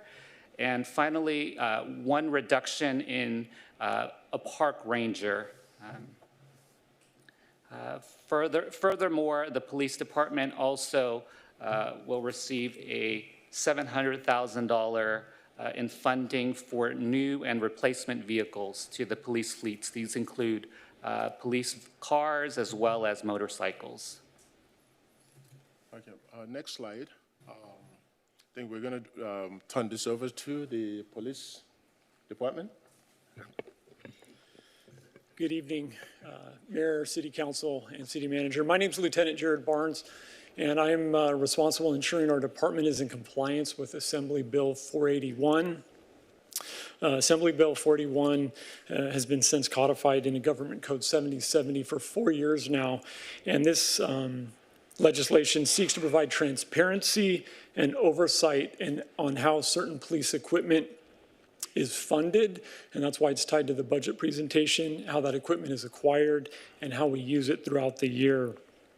The equipment that this pertains to includes certain specialized vehicles that include our mobile command vehicle, our armored rescue vehicle, unmanned aerial vehicles or our drones, some specialized weapons such as flashbangs and crowd control equipment, such as chemical agents and other less lethal equipment that we used. And this mandates several things that we bring to you each year. First off, it requires that we have a AB 41 equipment policy, which we do, and that we have an inventory list, and we do have that. Part of this is public transparency, and so all of these policies and equipment and our use report for the last year has been provided to council via email, and then it's been on our department website as well for view by the public. The other piece of it, it requires formal approval from this governing body to adopt our current policy, which is unchanged, and the equipment that we have. And then lastly, as I mentioned briefly, our annual report is posted on the city's website, and just very high levels, a very quiet year with very little of this equipment was used. Thank you. Thank you. Next slide. So just in conclusion for the general fund here, the general fund, the way we have it and what we're presenting to you is really a break-even budget. If you look at it, revenues were estimated, as we saw previously, at $200 million, and expenditures are approximately $200 million. But it is a structurally balanced budget without the use of general fund reserves or any deferral of CAN or IT funds at this point. It includes 55% commitment to public safety, as we saw in the previous chart. It reallocates about 3 positions while reducing 1 FTE. And in the next section, I'll hand it over soon to the Human Resources Department, and they'll go through all those positions. The budget also, general fund budget also includes, covers the $2 million URL increase, year-over-year increase. We are teeing up a 2% attrition factor here across the board for all the budget, essentially meaning that we are going to manage and shoot to save at least 2% of this budget, total budget, whether it's through freezing positions or managed containment. We did indicate earlier there is a 5% target reduction that was given to departments, and we, I think, identified close to about $1.7 million, most of it one-time deferrals in order to make this budget work. The budget also provides full deposit into the capital asset needs funds as required by the ordinance, as well as the full deposit to the IT needs funds, as again required by the city ordinance. And with that, that concludes the general fund portion of this presentation. I'm going to hand over to the Human Resources Group to talk about the vacancy status report and position changes. Good evening, Honorable Mayor and members of the council. My name is Robert Matsura, Principal HR Analyst, and I assist with recruitments. Tonight I will be presenting the 2026 annual vacancy report per AB 2561, as well as covering the fiscal year 26-27 position changes. In September of 2024, the state passed a new law which went into effect January 1, 2025, and that's Assembly Bill 2561. This modified the Mayor's Milius-Brown Act to update Government Code 3502.3, and this requires public agencies to annually report on vacant positions and recruitment and retention efforts. Additionally, we must also identify any necessary changes to policies, procedures, and recruitment activities that may lead to obstacles in the hiring process and allow bargaining units to also make a presentation. Please note that we did contact all of the bargaining units and asked them if they wanted to present, and all of them declined. Furthermore, the annual report must occur during a public hearing before the governing board once per year and must be done prior to the adoption of the agency's final budget. And if vacancies within a single bargaining unit meet or exceed 20% of authorized position in that bargaining unit, the city must provide additional information regarding vacancies and recruitments if requested by that bargaining unit. Next slide, please. For fiscal year 25-26, the city was budgeted for a total of 585 full-time positions. This does not include the 7 council members, as well as the 8 frozen positions. And in total, our vacancy rate for the city was 6%. And then as you can see from the chart, the employee groups are all listed, and the vacancy rates range from 0%, such as fire management, police association, Police Management Association, up to 23% for our non-represented executive employees. Next slide, please. This next slide covers our citywide vacancies. They're all listed by department. In the interest of time, I won't go over all of them, but in total, we have 38 vacancies, and that's as of May 2nd, 2026. Next slide, please. And part of the law says that we must report on our recruitment and retention challenges and efforts.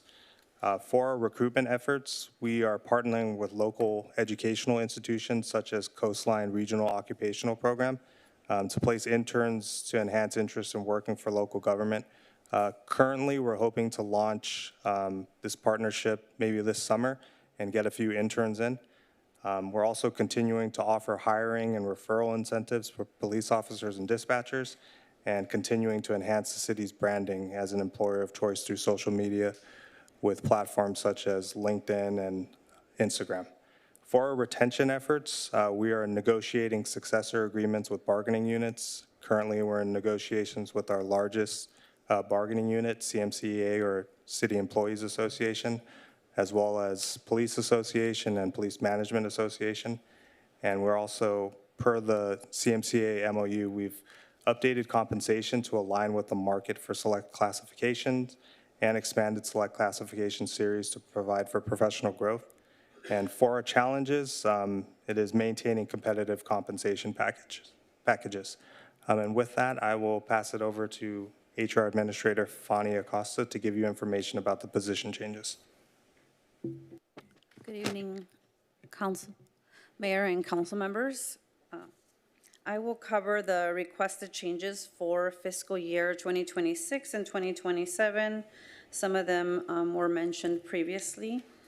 In the police department, the police has restructured the deployment of park rangers, and they've identified one position to be eliminated, and one park ranger position to be eliminated. They're also requesting to reallocate a public safety dispatcher position to a public safety dispatch supervisor position, which will provide additional supervisory support for training, CAD, and other administrative support.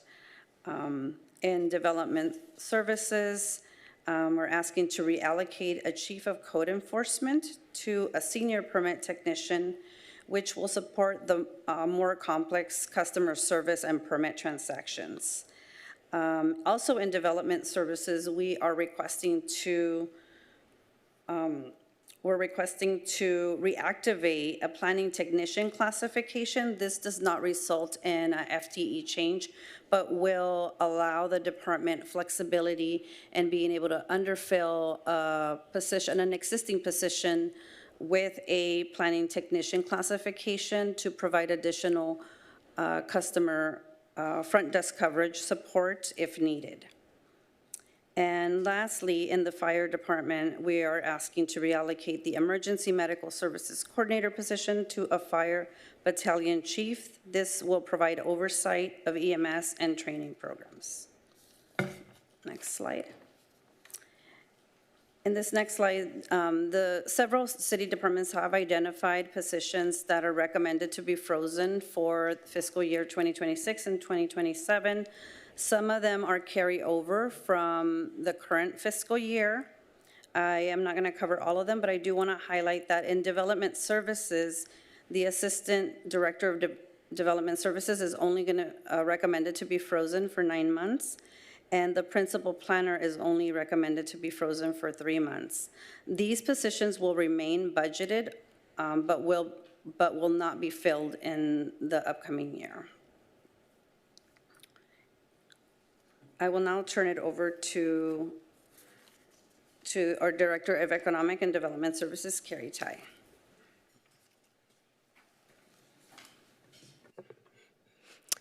Thank you, and good evening, Mayor and members of the City Council. First of all, I wanted to extend thank you to the City Council for their support during budgeting season, and also, while I'm up here, take the opportunity to thank City Manager Gallardo Daly, Assistant City Manager Alma Reyes, and the budgeting team for their hard work throughout the last couple of months. So getting to the requested department name change, the Economic and Development Services Department is requesting to change the name to Community Development. This is to more accurately capture the breadth of the department's entire suite of services. The current department name, Economic and Development Services, is a very forward-focused approach, which is, of course, our intention and the work that we do every day. However, the name Community Development would represent a more balanced picture, which takes into account not only the forward motion, but also maintaining respect for the existing community through maintaining quality of life, and also maintaining change management as we take on strategic initiatives to create a lot more housing opportunities throughout the city in areas that previously did not have housing. And so this more complete approach would definitely be reflected through the name Community Development. And so on the slide, you know, we have these 5 bullets here that describe the entire life cycle of privately owned development. So that's all the way from vacant land through building, ultimately managing the property through its existing, through its existence in neighborhoods. And so the name Community Development would empower both the community as well as any development activity. One other thing is we did notice that for our customers that work in multiple cities, the name Community Development is where planning and the building divisions are typically housed, and it makes for a more familiar way for them to find our services when they first come to Costa Mesa. Also included in this request would be 2 associated title changes. One would be for the director position and the other one for the assistant director position, and that's because the department name is integral to both titles. And so rather than Economic and Development Services Director, for example, the title change requested would be to become Community Development Director. So that summarizes the department's request to change the name to Community Development, and I can answer any questions. Thank you. Okay. Not, I will turn it back to, is it Budget Manager Mark? I'm not sure. Thank you. Raja, please. Oh, Raja, thank you. Thank you, Mr. Mayor, City Council members. For the CIP presentation, I just want to point out that we have 3 of the 4 directors of our department in the audience. We have Patrick Bauer, Paul Martin, and Sung Yang. We also have Anna Baca, who is our senior management analyst for the budget. So for the CIP, we have broken them down into 5 categories. Sorry, 4 categories. We have facilities, which has the biggest chunk at 48% or $16.2 million. And just want to point out that includes the $12 million bond for Fire Station 2. We have approximately $8 million for streets, $7 million for transportation, and $1.9 million for park projects.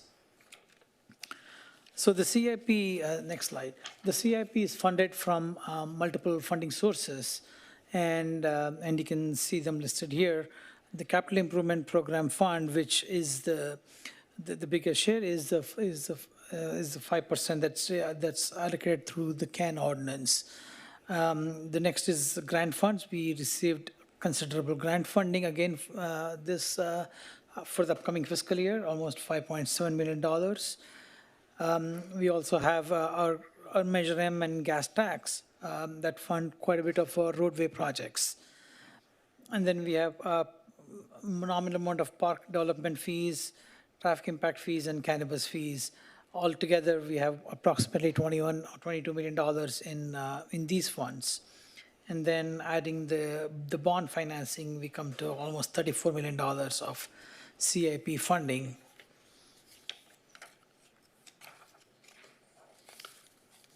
And you know, some of the main the projects are actually listed in the next couple sheets, again broken down into facilities, parks, streets, and transportation. And you know, there are quite a few projects that we went through in great detail in the study session. And some of the highlighted main projects are on slide 44. If you can go to that slide. So the citywide alley improvements, we are continuing to finish up our alley projects. We are going to start working on our current allocation of alley projects now. We have a pre-construction meeting on that coming up soon, but this is for the design of just the remaining few alleys. Once we are done with this, all 130 alleys in the city will be done in concrete.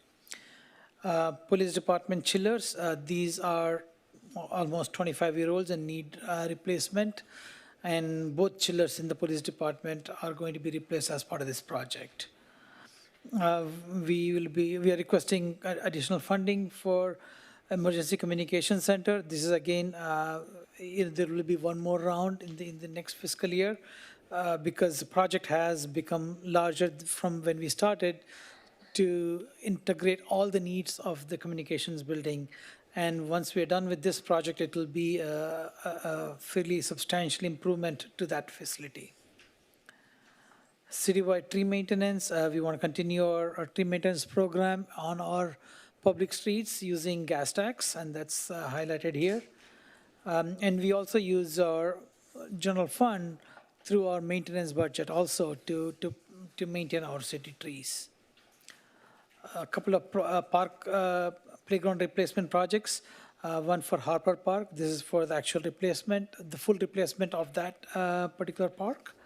The next is Moon Park. We are requesting a smaller amount to do community outreach and concept development because there are many ideas out there and we want to capture them in the next fiscal year and then go for construction in the following fiscal year. We had a groundbreaking for skate park, and we also came to you with the award of that skate park expansion project. We have a little bit of additional need of funding, and that's being requested in this one. It's mainly to cover the contingency and some inspection services. And lastly, the Fire Station 2 reconstruction. This is for the future bond financing. And again, the project is the design. We are waiting on building plan checks, building approvals at this point, actually permits. Once we get the permit, the project will go to bid, and we'll have a very clear understanding of the total cost of the project and that'll help us in the bond financing. With that, I'll transfer it back to finance. Okay, thank you, Roger. Next slide here, basically repeating what I said earlier, and I'll just highlight again that we have a structurally balanced budget without using reserves. And next slide, let's take a look at the reserves, the fund balance that the city has. For the current fiscal year, second to the last column to the right, fiscal year 25-26 projected for the fiscal year that's about to end in a few weeks. The projection there is that you're going to have approximately $61 million in fund balance. Most of those have been spoken for and dedicated for specific purposes. However, there's about approximately $19 million that is unassigned. And given that the budget that we are proposing to you is a break-even budget, we're not anticipating at this point in time that there will be any surpluses that will go into increasing the reserve. So the reserve level will remain approximately the same. So that's what we're projecting at this point. Next slide. I'm going to have Mark go through the appropriation limit. Thank you, Kingsley. Under the State of California Constitution, the appropriation limit, or better known as the GAN limit, was created to limit growth of government spending relative to the tax revenues, ensuring that spending does not outpace tax collection. So that GAN limit calculation for the upcoming fiscal year 26-27 is at $346 million. Overall, our budget is far below the GAN limit, and so we don't go anywhere near that, which is at $200 million, we are $146 million below the appropriation limit. And so this is just a requirement that we report out just to ensure that the local government is doing its fiduciary responsibility and not overspending taxpayer money. Okay, thank you, Mark. The next slide here is the recommended actions to adopt all these resolutions. And I'm going to defer, I don't know if I defer to the city clerk or the city attorney if I'm supposed to read this all individually, or this can be adopted in one motion. But just a resolution to adopt the proposed budget, operating and capital, approve a joint resolution adopting the Housing Authority budget, including economic and community development expenditures for the fiscal year 26-27, and authorize and approve staffing for the following as follows. Decrease 1 FTE for Park Ranger as presented at the May 12, 26 study session. Approve resolution 2026-XS establishing the fiscal year 26-27 appropriations limit for the city of Costa Mesa at $346 million, $47,694 by using Orange County's growth for population adjustment and the California per capita income growth for inflationary adjustment. Approve the Costa Mesa revised special events rates, and City Council action is also requested for the following to comply with AB 481 police equipment report and resolution. Receive and file the 2026 annual AB 481 report and take public comments. Approve the resolution renewing the ordinance number 2022-03, the AB 481 equipment use policy, and the city of Costa Mesa, California, governing the use of public safety equipment. And approve resolution renaming the Economic and Development Services Director position and updating benefits information for the executives. Approve resolution 26-XS renaming the Assistant Development Services Director and receive and file the job vacancy status information required by AB 2561. With that, that concludes our presentation. In terms of budget calendar, we are looking for the discussion and adoption of the proposed budget and CIP budget tonight. And with that, I'm going to turn it over to the city manager and open for questions. City staff is available for any questions. Council, do you have any questions of the staff? I have one. Mayor Pro Tem? Thank you, Mayor Stevens. Thank you, staff, for this, again, really good job with the budget. I feel really comfortable having seen this now twice, once at a study session, now here again. And kudos to you guys for making it work on a tough season. I did have some questions for the city manager. So we've got a memo on our desk today, and it kind of talks about things the council mentioned last time. It funds the art specialist position, and it also allocates $800,000 for budget utility costs that we acknowledged last study session. So my question to city manager is, how did we end up finding the money to fund these two things we mentioned last meeting?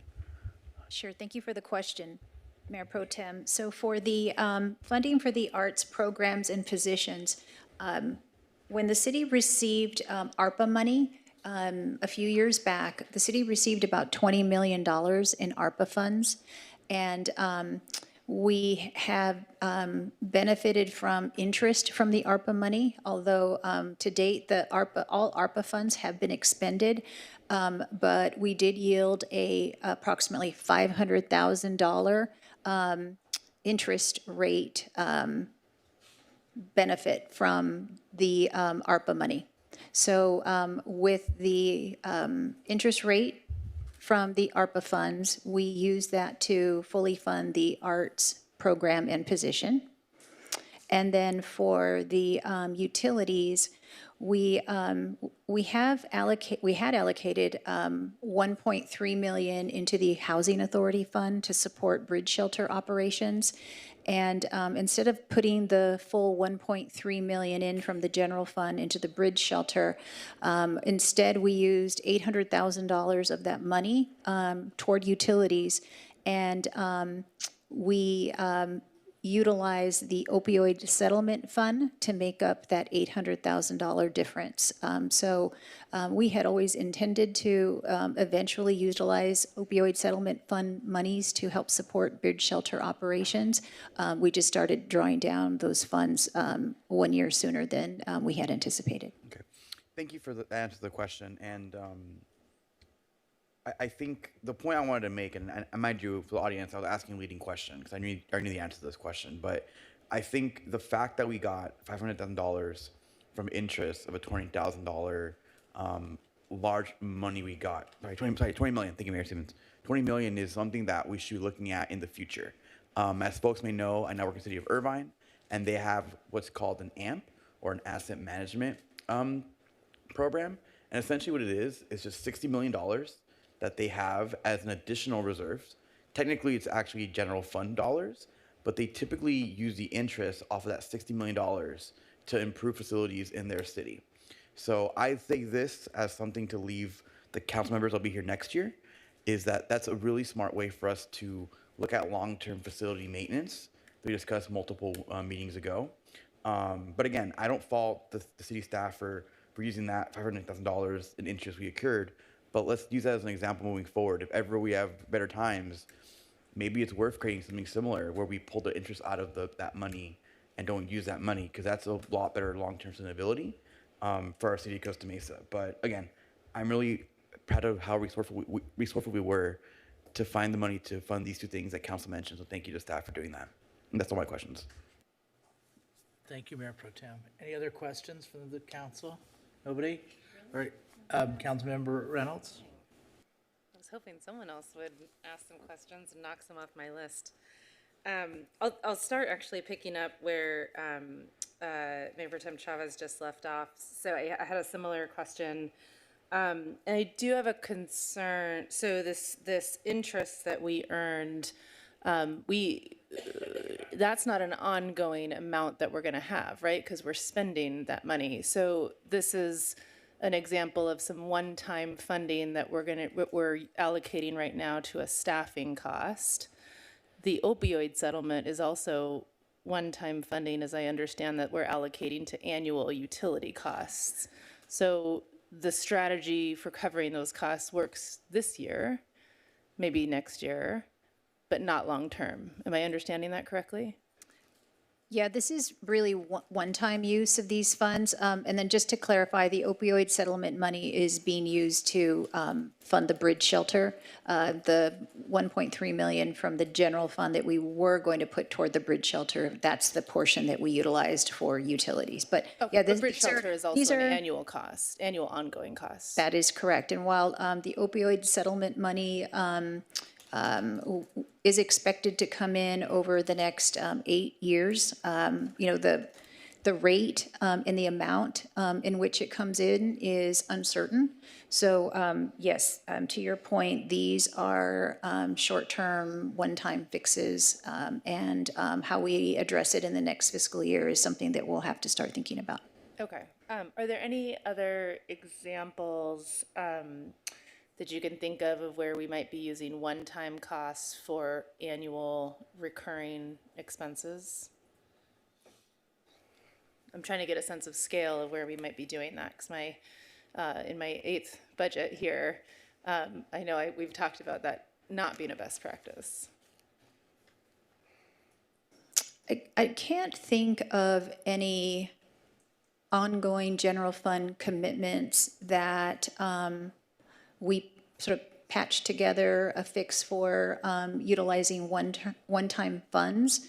I will say that in working with the departments to look at some cost-saving measures going into this next fiscal year, the departments did identify items where they could put off for 1 year, maybe defer if we don't look at new sources of revenue in the future to expand our existing sources of revenue. Those one-time reductions to departments might be ongoing reductions to departments. Got it. Okay. Thank you. Let me go back here.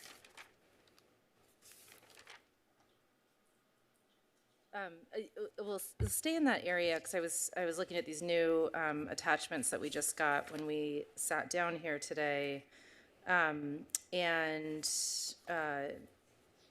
when I look at it, attachment 1 and 2 of the that we got today, this is showing the increases in the utility line items. And I was trying to figure out in the data here how that was adjusted. So that's, we have a commensurate decrease in the line item that is grants, loans, and subsidies. Does that, and that was exactly 800K. But we have, so I'm trying to reconcile your description of how well, maybe explain the 800K decrease in the grants, loans, and subsidies line. Because we've had kind of a consistent, it looks like in the last 3 years, a consistent 1.3 million expenditure in that category, and now it's dropped down to less than 500,000. I can answer that question, Councilmember Reynolds. That's exactly what Cecilia was mentioning about what the general fund contributes is in the form of a subsidy. So instead of a transfer out, it's as in the form of the subsidy. The 1.3 is an annual contribution from the general fund to the Housing Authority Fund to support homeless efforts.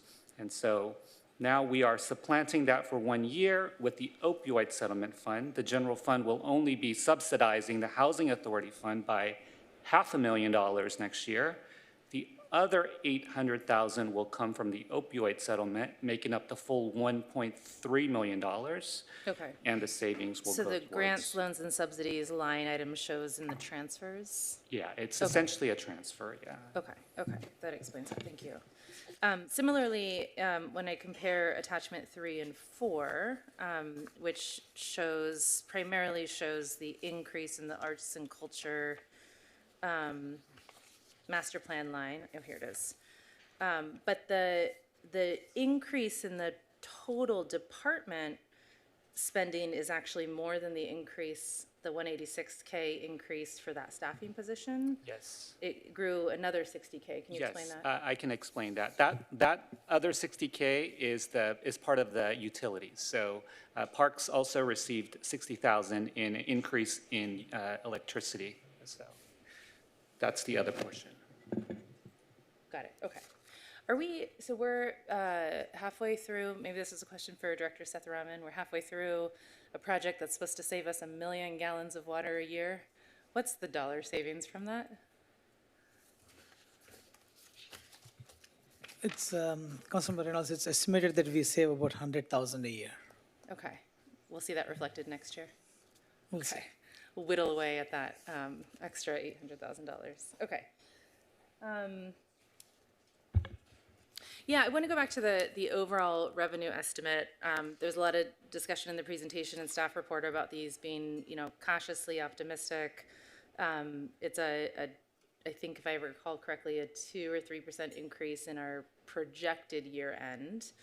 And I'm not totally comfortable. I want you to make me comfortable with those revenue projections, given the uncertainty and given that we really don't have real numbers, as I understand, except through Christmas.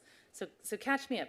Why should I feel comfortable that, especially what we heard from the previous presentation where we have contracting budget and travel Costa Mesa, why should I be comfortable that we're expecting a pretty regular sales tax increase? Well, Travel Costa Mesa, incident specific. One hotel pulled out, so they're not getting that revenue. Yeah. And the other hotel, which is renovating, could be shut down for a few months. That will impact us as well. Correct. Okay. But we're projecting increases. Well, we are projecting because, we have several hotels here. And in total, we sat down with our consultants and we're looking at pace. She did mention the word pace.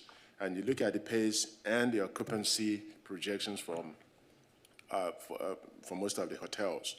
And the receipts, compared to our neighbors statewide, there is no compelling reason at this point to reduce your projections. Even though you have all these concerns, if you look at our AAA projections, the last week and half, season, they were also putting out information that, in spite of everything else that's going on, the roads were still clogged. People were traveling during this holiday period at a clip, that's higher than what they've seen since COVID. So what is driving that could be, maybe saved up monies or the stock market is doing well for a lot of people that are, in that category, and they continue to spend and continue to go on vacation. The challenge, and we've acknowledged that and put that out there earlier, that it's imperative and it's important to come 6 months from now, because that's when you will really get a good sense of, all this turmoil that we're going through now. Are they going to manifest in any serious economic, paradigm shift in terms of setback or anything of the sort? But right now, there's nothing indicating that, we need to be adjusting any of our revenue categories downward in any significant way. Okay, and just a very specific question. What is the, we've got real data in terms of sales tax receipts, right? Right. That's I think of course, the biggest chunk of our revenue and probably the most volatile, right, historically. Yeah. There's real data, and then there's sort of sophisticated forecasts based on other indicators. What is the most current real data that we know? Is it that 6-month lag? You mentioned 6 months from now we'll know. Right. Well, no, because we have Just like, do we have receipts through For fiscal- March of this year or Yes. through? Yes. We do. We do, actual receipts Okay. through, yeah. Yeah, sales tax comes in 2 months in arrears. So we have end of March. Okay, so what's come numbers. in through March is reinforcing this. It's reinforcing our cautious projections for the year optimism. end. Yeah. Okay, And that's what, when the March numbers came in, we sat down with our consultants and and so it really should be, you said 2 months lag. Yeah. For the end of this year through June, we Right. should know that in August Yeah. or September. Right. Okay, so in September, not 6 months from now. No. We should have a sense if there is anything very off. Yeah, exactly. Okay. Yeah. Okay. Okay. Is it correct, though, I heard Paulette, sorry, I'm drawing a blank on your last name, say that she just heard a week ago about a hotel drawing out. So that's news for us. It's a smaller hotel, but that's news. That's new information from these revenue estimates. Excuse We're me. not making adjustments based Excuse me, on that. let me mention this. So if I can jump in, because it says right in our staff report on public hearing number 1, the withdrawal of Crown Plaza from the BIA is anticipated to have a minimal impact to the city with an estimated reduction in revenue of between 1,000 and 3,000. And that's just the 1% Exactly. that we take as a cost. And presumably, to some extent, I guess it's not offset by a reduction, but it doesn't reduce the TOT tax that comes to us. Okay. Yeah, that's what I pointed out earlier. That's incident specific to them. For us, we're still getting the entire TOT for that current plaza, so it doesn't impact us.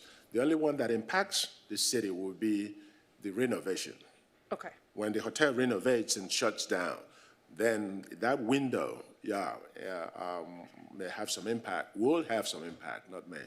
Yeah. And our projection here, I usually takes that into account with the consultants. There's a high end, middle end, and low end that, just for unforeseen stuff like that. Okay. Yeah. Yeah, I was a bit taken aback by the discussion of budget contracting. So I just want to be very, very, very sure in these revenue assumptions. Moving to our homeless program, we've got a lot of multiple staff members, multiple contracts there. I forget what percentage, but I know a big chunk of that in the past has been covered by external partners, both grants and then partners. I've learned some recent news that we might not be totally confident that all of that external funding may be coming in. So I'd like to get an update on that and sort of levels of confidence that the external funding we may be planning for, we have a plan for. I don't know who can answer that. Yeah, I mean, we had been in, we do have an agreement right now with the city of Irvine for per diem beds at the shelter. Irvine reached out to us to ask if we had availability and capacity. And this is when they found out that the city of Newport Beach was no longer interested in an agreement with the city for shelter beds. So the plan was to, beginning in this next fiscal year, enter into a multi-year agreement with the city of Irvine for a fixed number of beds. But the city of Irvine hasn't had much occupancy utilizing the per diem.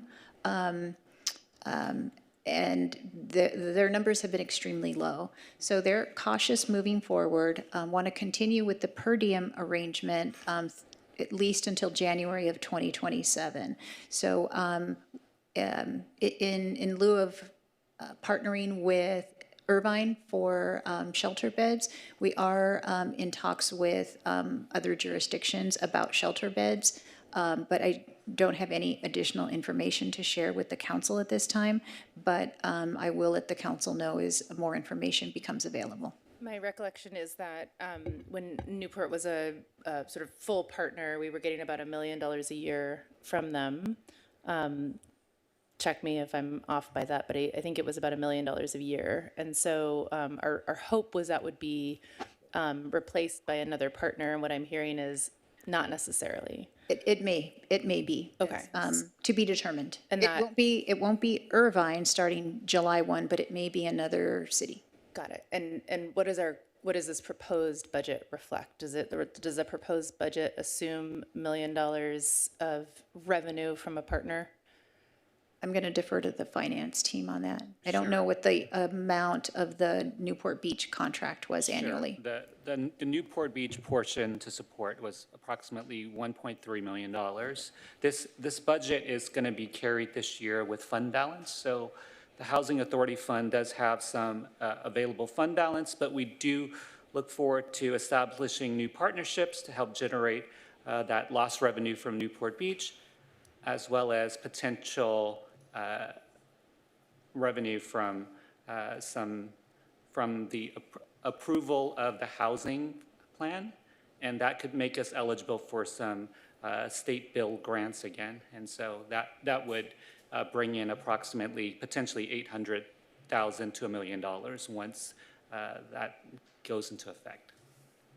Okay, so there's a 1.3 million-ish unknown there that we'll be carrying with our own fund balance. Okay. That's not good.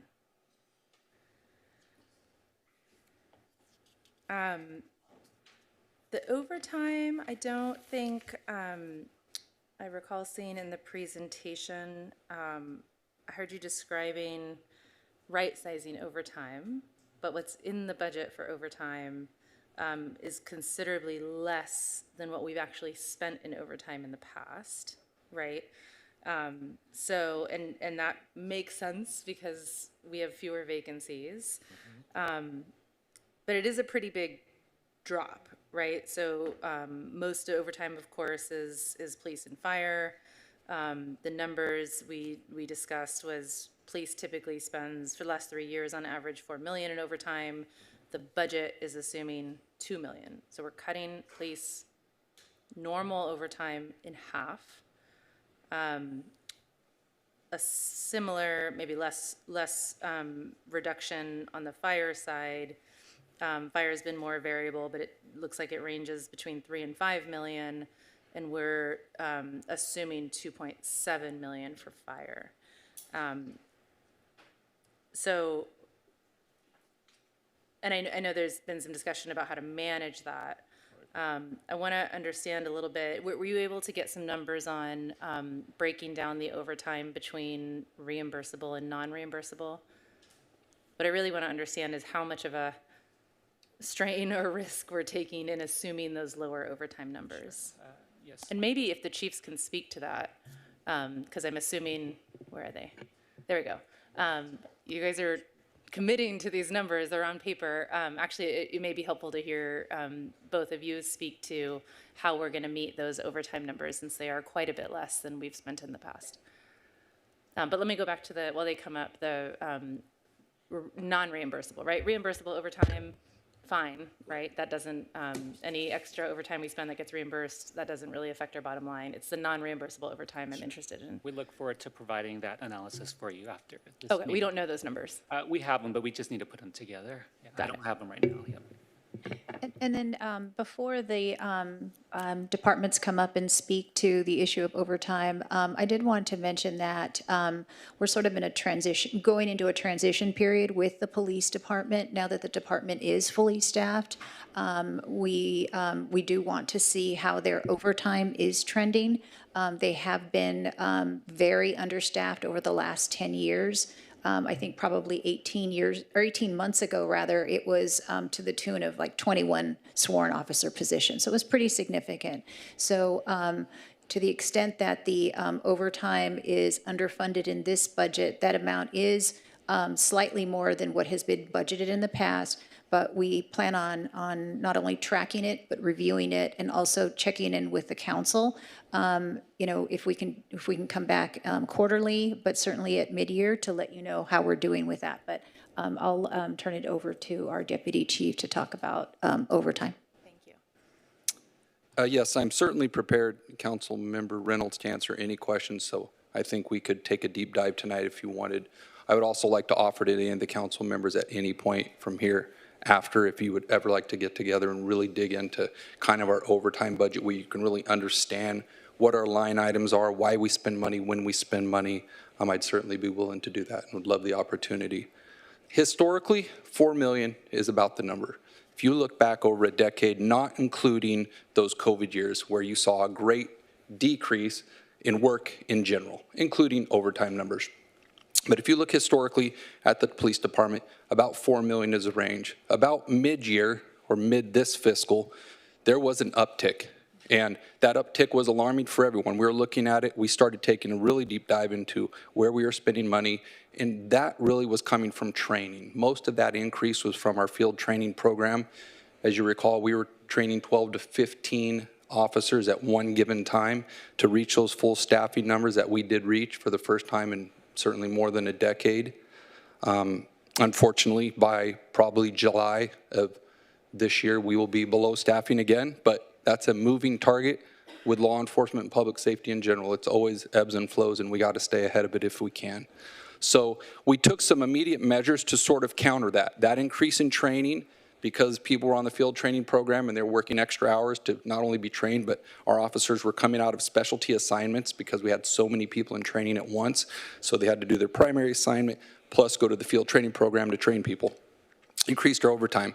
So some of the things that we put into place were things like eliminating any kind of training that wasn't absolutely mandatory or essential at that given time. Some of that can just be deferred into another month or another fiscal year for that matter. We eliminated some of the minimum staffing levels other than our field operations and patrol communications in the jail. So if we were short a couple detectives, we didn't backfill those on those particular days. We would just run with 1 or 2 in a particular assignment if we needed to. We obviously held our employees to very strict adherence to our policy and procedures. Things like completing an assignment after a work shift, if you can hold that report and not do it until the following day, and it's not your last day of the work week, and it's not a critical arrest, it's going to go to court the following day, those people might hold that and not work that extra hour or 2. Those are some of the things that we put into place, and we're proud to say that we're going to come in just a little bit over what our historical average is, right around $4 million. So where in the budget this year, it was increased slightly to $2 million. Our historical average for a police department our size with the staffing levels we have and the type of service we provide this community is about $4 million.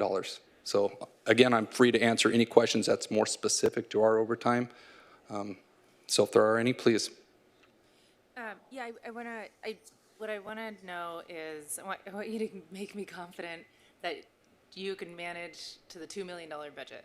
Because you just shared that last year it was $4 million, right? So we're cutting the overtime budget in half, as I understand. You've described some measures you've already taken to keep it at 4. So in the analysis that you've done in terms of overtime spending, are you planning to meet $1.9 million overtime spending in the upcoming fiscal year? No. No. No. You're planning to spend more? $4 million. $4 million is about our historical average of what we spend in overtime. We didn't decrease our budget from $4 million down to $2 million, and we're expected to meet that $2 million in overtime. Our budget has always been, and this is where Mark might be able to look at some historical numbers, between $1.7, $1.8 million. So there's never really been enough money in that particular line item to cover the overtime that we were working. So to cut it to $2 million in this upcoming fiscal year would be very difficult to do without making some drastic reductions in probably the services we provide. So now I'm going to look to our finance team and city manager, because my understanding, my reading of the budget is that the overtime line item for police is $1.9 million. So help me reconcile what we're hearing from Deputy Chief and the budgets. Okay. Let me answer it this way. We're not cutting overtime allocation this year. historically, what you have, has been done is that. What is in the proposed budget in front of us today? Yeah. What is the budget for overtime for the police department? Yes. Overtime. What is the number? What is the number here? About $1.9 million. 1.9 million. What was budgeted last year? $1.7 million last year was budgeted. So we increased it a little bit to 1.9. But we've been spending for. We've been spending for it, okay? And the past 3 years, because of the vacancies or however long, those vacancies have covered those over expenditures on the overtime category. Now, what we're basically saying is, for me, coming in and looking at your budget, and I look at the overtime, I'm not, I can't assume that that's indicative of the level of overtime that is normal for a police department of this size going forward. Now, he's saying, $4 million. I don't have any basis to dispute that. Maybe it is $4 million. Well, let me ask a different question. What we have in front of us is a budget of $1.9 million for police overtime. Right. We're hearing from the deputy chief, excuse me, that we need $4 million. Yes. If they spend 4 and we've budgeted 1.9. Right. Where do we get the other 2.1? We're going to get the other one from the managed cost containment. That's what we're teeing up. We have an attrition factor, and we have, active, cost management containment to say, look, if we have frozen some positions, we have some vacancies, and we're going to continue to have vacancies over the year, and it takes on the average of 4 months or so to fill some positions, or longer, some other positions. And some of those savings from that will accrue back into the budget, and that will be there to cover any over expenditures on the overtime side. Now, if you want to calcify the number up front and say, well, give police department $4 million, we don't have enough revenue to cover that. You're going to have to do something like take it out of reserves or defer some other cost or whatever to calcify and put that in place. But what we're proposing in this budget, it's a structurally balanced budget, and within this $200 million, we think we can cover overtime, whatever that actual is. And that would be the experience that we will rely on, being that they're now fully staffed going forward. So the next fiscal year, you can say for sure, a fully staffed police department of this size, that's the overtime they spend. And then you could budget from there. But today, there's no revenue space to say $4 million. So I want to stop there and again, make sure I'm understanding, because what I'm understanding right now is that if police spend the overtime that their department is expecting to spend, everything else in the budget goes exactly as planned in the proposed budget here. We end up spending $2 million over our revenues. And you just said, we don't have the revenue from it, we might have to pull from reserves. Am I understanding that correctly? Yes, that's what I said. And everything is based on estimate at this point. And revenue could come in more, as other expenditure line items may be less. Okay. And I understand it's all projections, but what I'm taking away from this conversation is that we're projecting $2 million spending on overtime, but we're actually expecting $4 million spending on overtime. There's already $1 million in external revenue that we're not getting on the homelessness program. So right now in my head, there's a gap of at least $3 million of uncertainty. I want to hear from fire. I want to understand fire's overtime projection compared to what's actually in the budget. But before we do that, am I misunderstanding? Go ahead. No, thank you for pursuing this line of questioning, because I assumed that because we were now fully staffed, we would expect overtime to go down because we don't have 20 positions that we're trying to kind of continuously fill to keep field operations going. So I think that's the part that I'm a little hung up on is, maybe it's not $2 million, but we wouldn't expect overtime to go down at all with a 98% staff department? Sure. I guess what I don't want to do is provide expectations that are unrealistic in an unpredictable world, which is law enforcement and public safety. So in a perfect world where staffing was full, which I just said we're going to be below in July, but that's the ebb and flow of police work mostly.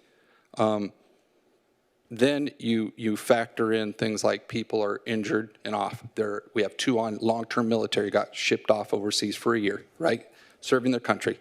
We have people that go off on administrative leave, terminations, laterals, all these things that create vacancies within the department. So that staffing number is something that I think even ourselves get hung up on. In a perfect world, yeah, when you have solid staffing numbers in all your assignments, especially field operations, you can see overtime come down. But I think it was mentioned in a previous council meeting that when you hire more police officers, you make more arrests. And so court overtime goes up, and we saw that. We saw a jump more recently in overtime spent going to court because more people were being arrested, therefore more cases were going to court and more officers were getting called into court.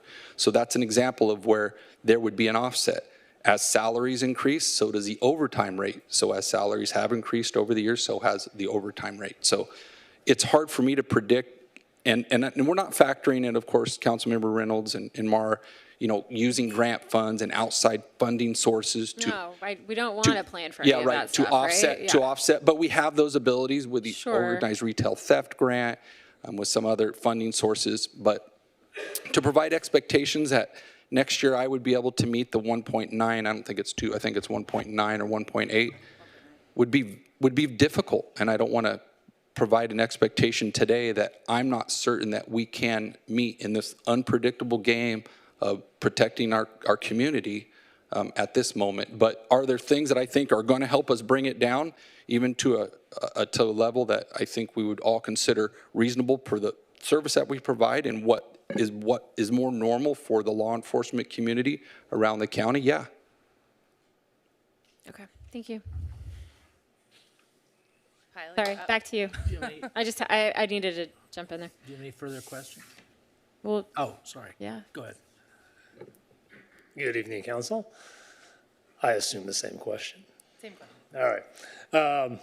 As my counterpart said, always available for any of you for a deep dive, look into how our budget works, where our overtime goes, and how we prioritize and policy how we spend it. For fire, the majority of our budget, 90% of it, is staffing as far as filling the open position, the seat on the rig that is missing. 10% is in the training or other events. Of that 90%, about 20% of that, 100%, sorry, 20% is reimbursable. Around 20 to 25% is open position or vacancy where we are filling because we don't have someone. Approximately 15 to 20% will be vacation fill. About 15% is sick. And that delta between that and hitting the 90, the difference there, it becomes bereavement, injury, or other small special events. Can I interrupt really quickly? So you said about 20% of the overtime spend is reimbursable. So Annually, depends on how often we go out for the wildland, Yeah. and reimbursable also includes other events such as the marathon or special events where additional staffing is purchased, basically. Yeah. Okay. Yes. So that's helpful because if all of it was reimbursable, this is less important, right? But it sounds like the majority of our overtime spend does rely on our own revenue, Yes, not ma'am. reimbursable. So okay, so swings in overtime, unexpected overtime, necessary, right? We have to account for. Correct. Okay. In the budget that we have in front of us, last year we spent 5.3 in overtime is the number I was given. Sounds right. In this year's budget, we have half of that, 2.7. Sounds correct. And is that, what are you going to spend? Are you going to manage to 2.7 million in overtime? We will manage towards that. Where the variability comes in, just like the police, the variability is what we can't manage. So when you look at just backfill for sick, vacation, bereavement, injury, and then special projects that training or facilitation, that would be about the right budgetary amount. The reimbursable would be on top of that, but that all comes back. open position usually is about 20% of our overtime yield. As of June 30th, we will be at a fully staffed position. One of the things we're looking at is, again, looking for those measures to try to contain those open position overtime backfills, which is more overtime, is we will have about 4 to 6 positions, depending on retirements and injuries, by the end of the year. We are beginning the next recruitment. I won't put a timestamp on it because it hasn't been announced. Sure. Another recruitment beginning in next number in the fall, so that we will have new recruits ready for the filling of open positions starting in January. Our intent is to minimize any additional overtime by trying to keep as many open positions filled, thus not running out that overtime number, which usually is about 20% of the budgeted overtime. Okay. So what I'm taking away is absent catastrophic events, which of course we're going to respond to, if it's a normal year and you're able to staff as planned, which is funded, you think 2.7 is reasonable? It's on the aggressive edge, but with trying to pull down open position and then nobody gets hurt. Again, those are those things that drive it. Yeah. When we just accommodate for our standard utilization of sick fill, vacation, bereavement projects, that is right in the range where we should be in order to facilitate that. The unforeseen, lots of wildland though, or special events, those do bring us back to return, or unfortunate events that cause people to get injured, or larger utilizations of that factor, or unreasonable open positions that right now we're not forecasting, but if they did come about, that's where you start seeing those higher numbers start to matriculate, because all of that, 90% of all our overtime is backfill or constant staffing to put people to work every day. Only about 10% of our overtime is what I'll call discretionary, where we use for training or events that we're teaching at our own academies or our fire recruit academy. Is it 10% or less than 10% is where we discretionarily use it. The rest is all either MOU, administrative, or backfill to fill the positions, the staff, the rigs. Okay. Thank you.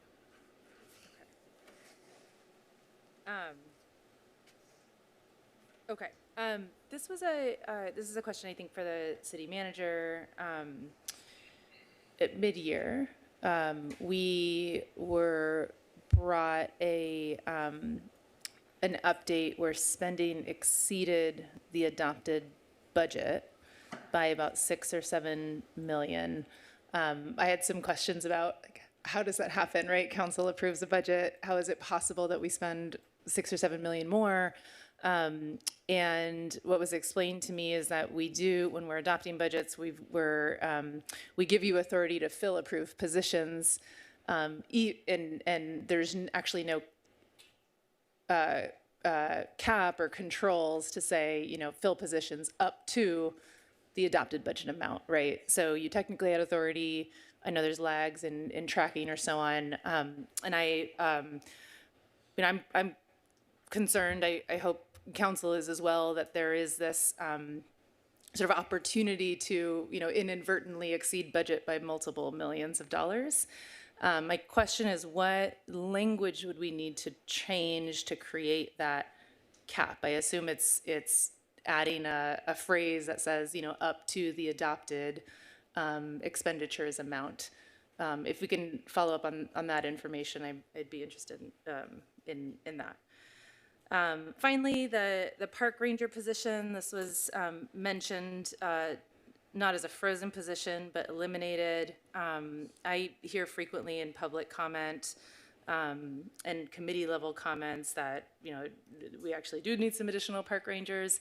My understanding is that's about a $160,000 spend if we wanted to bring that in. Are there any strategies?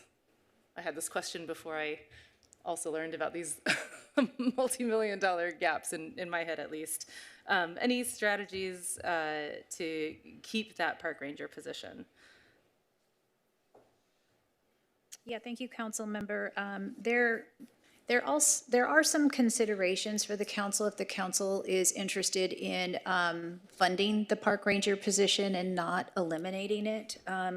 You know, one possibility is we have set aside or put into the budget $600,000 toward repayment of the can for 26, 27, and another $100,000 toward repayment of the ITSP.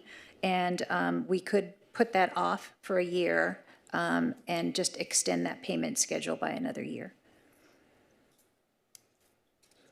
That's an Those are alternative. the best. Okay, and those again would be sort of one-time adjustments, though, trying to find a solution for a recurring position, right? Right. Okie dokie. Thank you. Those were my questions. Do any other council members have questions? Mr. Mayor, could I just quickly respond to the issue of the cap? We don't normally put a cap on the number or any particular line item, because when you approve the budget, you authorize the city manager to move amounts within a department's budget from one use to another. You're setting an overall cap on the budget. Technically, we can't exceed it without coming back to you for an appropriation. So if what they're doing is they've got a 1.9 that's budgeted for overtime, let's say, and they're using other funds that have been budgeted to that department to make up the additional amount, they're not actually over their budget, they're just over that line item. And so no cap you put on other than the actual budget amount is necessary unless you want to have the kind of day-to-day control that normally you give to the city manager. I think we're talking about different things. So we did, and agree with you, you know, not everything's going to be exactly down to the line item. Right. But what happened was the total adopted budget, the total adopted expenditures, and the total expected revenue was exceeded by multiple millions of dollars. It does not seem appropriate, and again, I hope council would agree, it does not seem appropriate that we should be, I guess the city team should be allowed to spend multiple $1 million beyond the total approved budget without council approval. Understood. That's something different than I think you're describing. Yeah, understood. And what I think that it's a bit of an anomaly, because on the one hand, we were trying to get those numbers up. Yeah. And normally vacancies and vacancy factors and other things make up. It didn't happen that way this year. What I would suggest is if you know, you get a treasurer's report every quarter or every month, it's probably a good idea to do a check-in on budgets every couple of months and see where are we in our annual amount on these things, so that adjustments can be made perhaps sooner. And I think staff is working hard on, as they said, right-sizing what those budget amounts should be based on historical numbers, but that's going to take some time.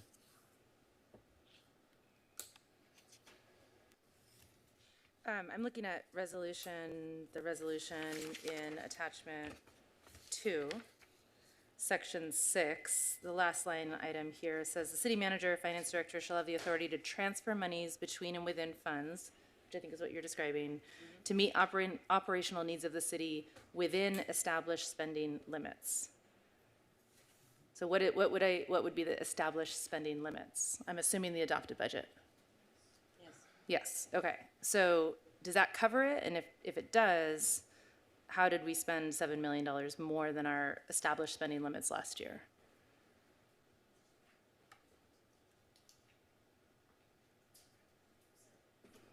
And then section 7, which may be the answer, ends with the city manager may revise the table of organization, provided that the authorized number of personnel within the city is not exceeded. I'm not sure, that one does not have the clause within established spending limits. Maybe that solves the issue.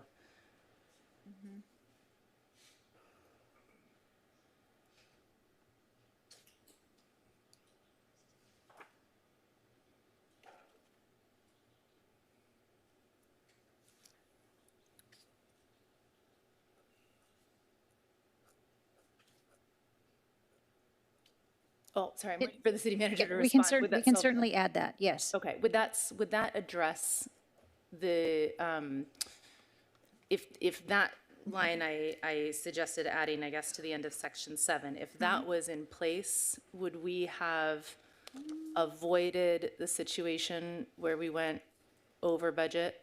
I'm sorry, where spending exceeded total adopted budget without coming to council? I believe so, yes. City attorney, do you agree? That's really a question for finance. Finance, do you agree?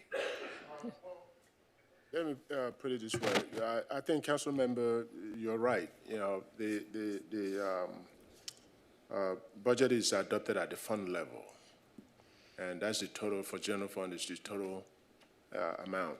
The whole purpose of coming to you media is to inform council how we're trending, and if necessary, for council to appropriate additional funds to meet that. And when we came to you media, granted, you know, for this current fiscal year, there were a lot of changes and a lot of stuff happening in COSTA MESA, so it wasn't timely, you know. But in most cities that I've been associated with, you come timely with that media, you know, sometime in February. So, you know, it's not sometime in May or anything. Yeah, you come sometime in February, latest March, to inform council, this is how we're trending. You know, we think we're going to exceed the budget that you approved before the end of the fiscal year, and council will decide at that point, you know, to either appropriate more money, because if there's more revenue coming in, to appropriate that for additional budget, or to appropriate from reserves. So to me, the resolution is complete as is. You know, it has all those limitations there, especially the one that you read before. I think it was number,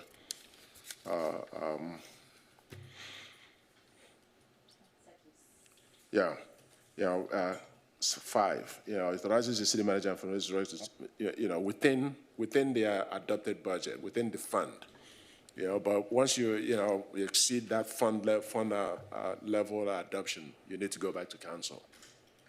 Okay, that didn't happen, though. Well, yeah, that's what I'm saying. It didn't happen, and you know, it was peculiar. I mean, you know, I'm not sure if it happened in previous years, but last year wasn't quite.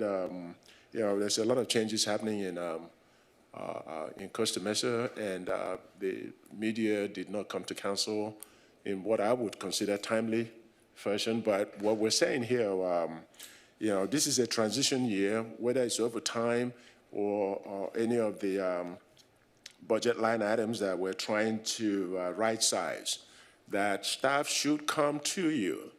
You know, if you want quarterly or a media, that media happen early enough after the end of the calendar year to inform council where we are in terms of year-to-date budget and what the projected trend for the, you know, towards the fiscal year end is.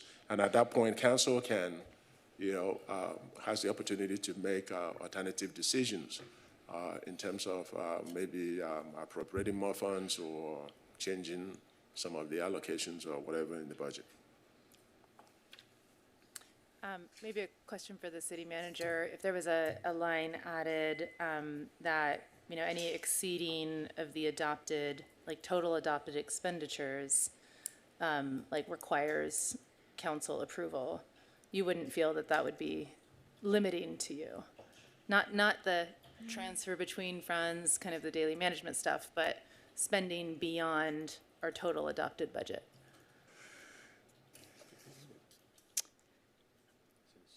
I mean, right now, I can say no. Can I say no confidently? I'm not sure. I think that if, you know, we have an opportunity to to realize additional revenues, it makes sense that we would come back to council and get council input and guidance on how we spend those additional revenues. That would be an instance in which I'd come back to council to request exceeding the requested expenditures. Yeah, and I think Section 8 mentions, I mean, you have to do that for every $100,000. But I'm asking about spending, which is a different, that's different than accepting new revenue. So maybe I'll let you sit with that for a little bit. Again, my concern is spending well beyond adopted budget that did not come to council. I'm very uncomfortable with that. Well, and I think this is a tight budget. I mean, we've really scrutinized each department's budget, and we don't have a lot of room for movement. So if there was an instance where a department needed additional funds, a project needed additional funds, a contract needed additional funds, we would have to come back to council to find out where we get that money. You know, would we have to get it from reserves? I mean, we'd have to find a way to pay for it. And, you know, if that expenditure was over budget, I'd want to get council direction on it to be able to pay for it. Okay, thank you.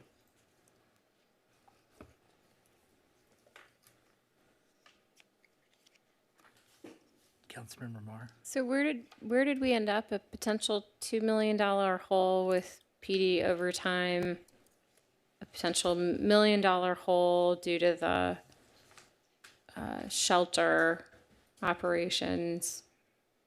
What else, Arliss? Well, there's the different issue with the one-time covering of things. I think that's a longer-term question, But there's still, I mean, there's still potentially a $3 million gap. And I think a few of us at least feel like we're being pretty optimistic on the revenue side. So I guess I would ask finance and the city managers, like, where else is there to pull from at this point? Have we run any other scenarios? I mean, I'm looking at the capital improvement projects, and do we put the the dispatch center on ice until the mid-year and wave the can? I mean, that's $900K, and you've got your plate full with other projects, Raja. Do we look at additional staff to not backfill or furlough? I mean, I see a $3 million gap, and I'm not sure how we close it.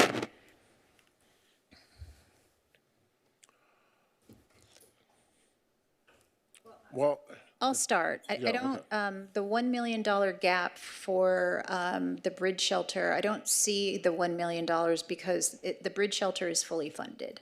So anything that, if we were to partner with another agency in an agreement for a certain number of shelter beds, similar to the agreement with the city of Newport Beach, that would be additional funding that would be available to the city. So we're not short funds to fully operate the bridge shelter at this time. The bridge shelter operations are accommodated for in the budget. The $2 million for overtime, that is the attrition factor, the citywide attrition factor that we're looking at implementing with this 26-27 budget. So in the past, we have had this attrition factor in certain departments, police, public works, and parks, where the department started out with a negative number in the department. What we're looking now is a citywide number that could potentially yield us some savings in salaries citywide, so that if we needed to add money to a department's overtime, whether it was public works, whether it was fire, whether it was police, that we have some room there to cover the overtime. But I'll turn it over to Kingsley for a more thorough explanation. Well, yeah, I agree with the city manager. With respect to overtime, what we're looking at, again, the history here in terms of overtime expenditures, it's one that we cannot rely on to budget currently and going forward. We need some history. We need some, some data being, having the situation of being fully staffed in both police and fire. So we think, the cost containment and the attrition factor that we're laying in, we're going to force some savings out of the budget to be able to cover that. How well we'll cover it is just a projection at this point. However, if revenue stays the same, and we don't get additional revenue that may cover that, there are certain, options that you have. Again, we've emphasized the point that staff needs to come to you mid-year, timely. You could look at, as was suggested earlier, postponing the repayment of to the CAN or the IT fund. Or you could look at maybe deferring additional monies to the tune of maybe $2-3 million to give you room. But make that contingent upon, staff coming to you mid-year. Yeah. And if there's additional revenue, you supplant that and and go ahead and make that contribution back to the CAN or an IT fund. You can make that if it makes you feel comfortable to classify these numbers up front. And again, like I said, make it contingent upon, if additional revenue comes in, you supplant it and use the additional revenue to cover whatever deficiencies that if they are running hot at that point, that overtime is trending at a clip that we think is going to significantly outpace what's budgeted right now. So those are the options that you have as a council. Or, you have some reserve that you can also tee up some reserve and say, well, only draw it down at the end of the fiscal year if revenue doesn't come in. So you have those options. All right, I have more comments, Mr. Mayor, but I guess we should probably hear from the public before too long, much longer. Sure. Oh, sorry, Councilmember Guimeros. I actually have a couple. Yeah, go ahead. Councilmember Guimeros. Thank you. So, Kingsley, Mark, we met and we talked about a lot of finance and some of the departments and stuff like that. And one of the things that, there were a couple of things that came up. One of the things that I asked was that we had an open door policy with our 5-PAC committee and that we worked together with them and made sure that they were able to look at and see these budgets and approve what was going on and make recommendations. And you said you were open to that. So what I want to know is, did that happen in building this? Yes. So 5-PAC was in agreement with the fact that police needs $4 million in overtime, but we're only going to allocate $2 million? Well, we had that discussion at 5-PAC, and exactly the same presentation that within our cost containment strategy here and the attrition and that target of 5% reduction that we think we'll be able to meet that. And that the key point will be to come to council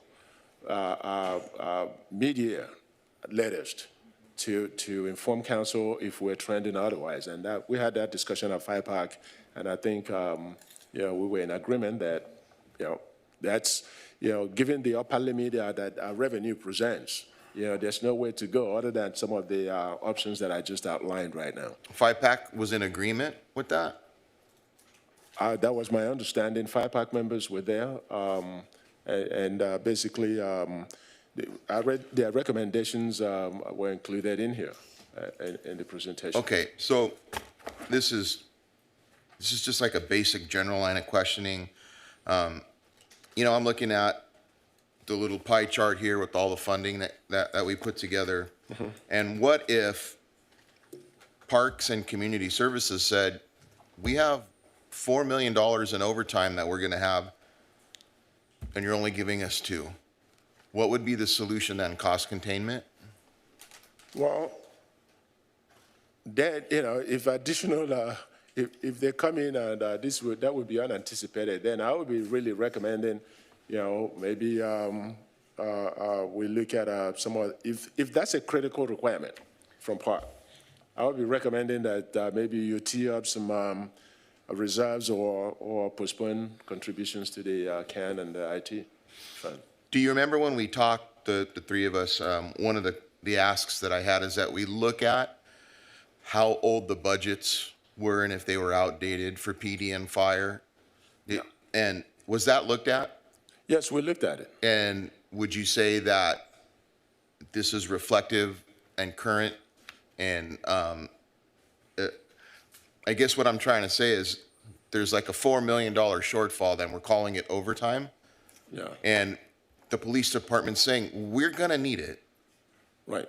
But and so one side's saying we need it, and the other side's saying, well, we're not gonna give it to you, and we're gonna hope in a prayer, otherwise known as cost containment. So this doesn't make sense when I hear it on its face. You were told straight up, no, that's not enough. I just don't know how we get to this where we don't have enough money allocated to a department where all the other departments seem to have money allocated, and now we're gonna try and cost cut a very important. They're all important, but we're gonna cost cut our police department. It doesn't make sense.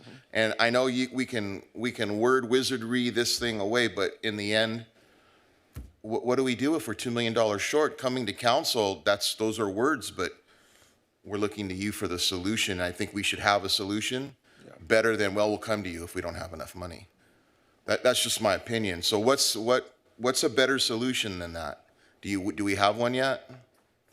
Well, just be honest with me and say, you know what, we don't. We're trying to manage, we're trying to put 10 pounds of potato in a 5-pound sack. I mean, if that's the case, then let's just make it, let's just be real about it, because we're hearing from fire and from PD, there's not enough money here. So I would like to hear something better than, well, we're going to wait and see and we'll come back to you if we don't. Do you understand? I'm not trying to put you in a bad spot, but you're putting us in a bad spot by saying, well, we'll come back to you if we don't have enough. Yeah. Let me answer it this way, Council Member. What we're putting forward to you, it's to the best of our ability, professional opinion, that we think we can execute this budget and manage it.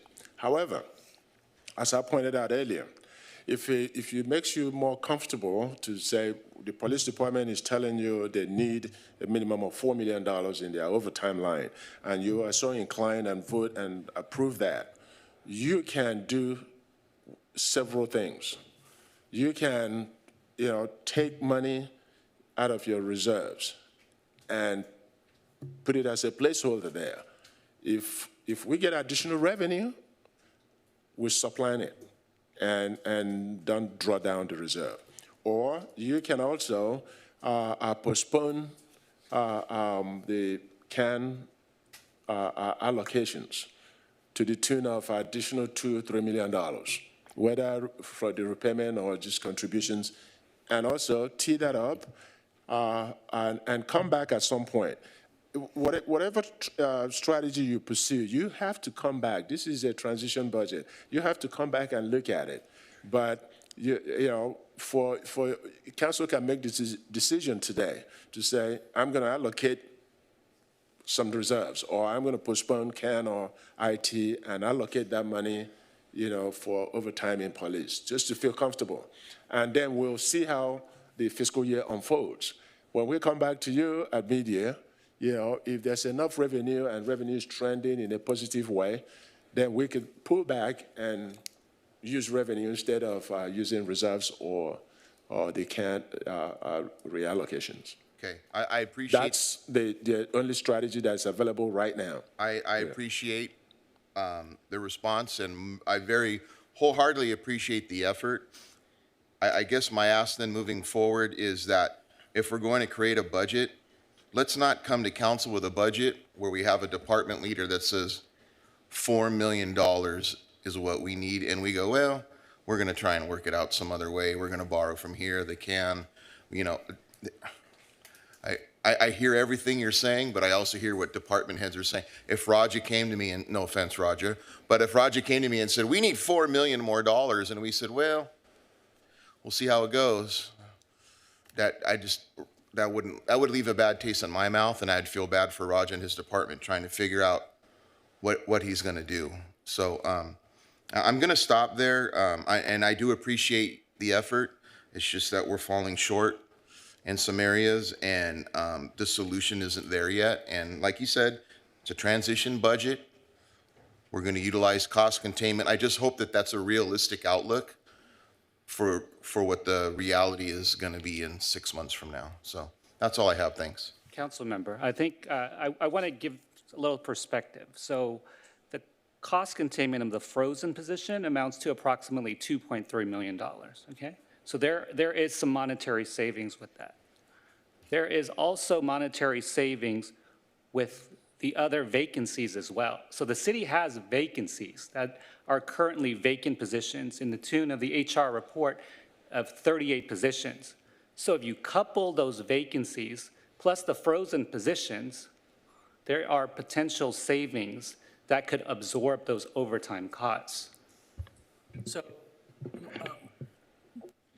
Mr. Coe, I want to ask you some questions about this topic, okay?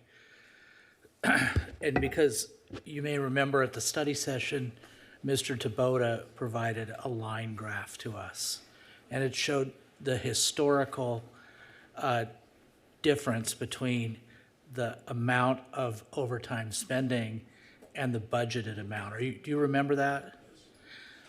Mr. Coe, now how long have you been with Costa Mesa? This is my third budget season. Third budget season.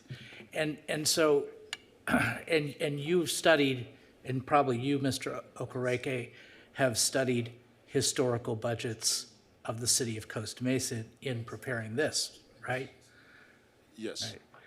So is it true that historically we have, just as a matter of practice, and I think I've done it for 10 years,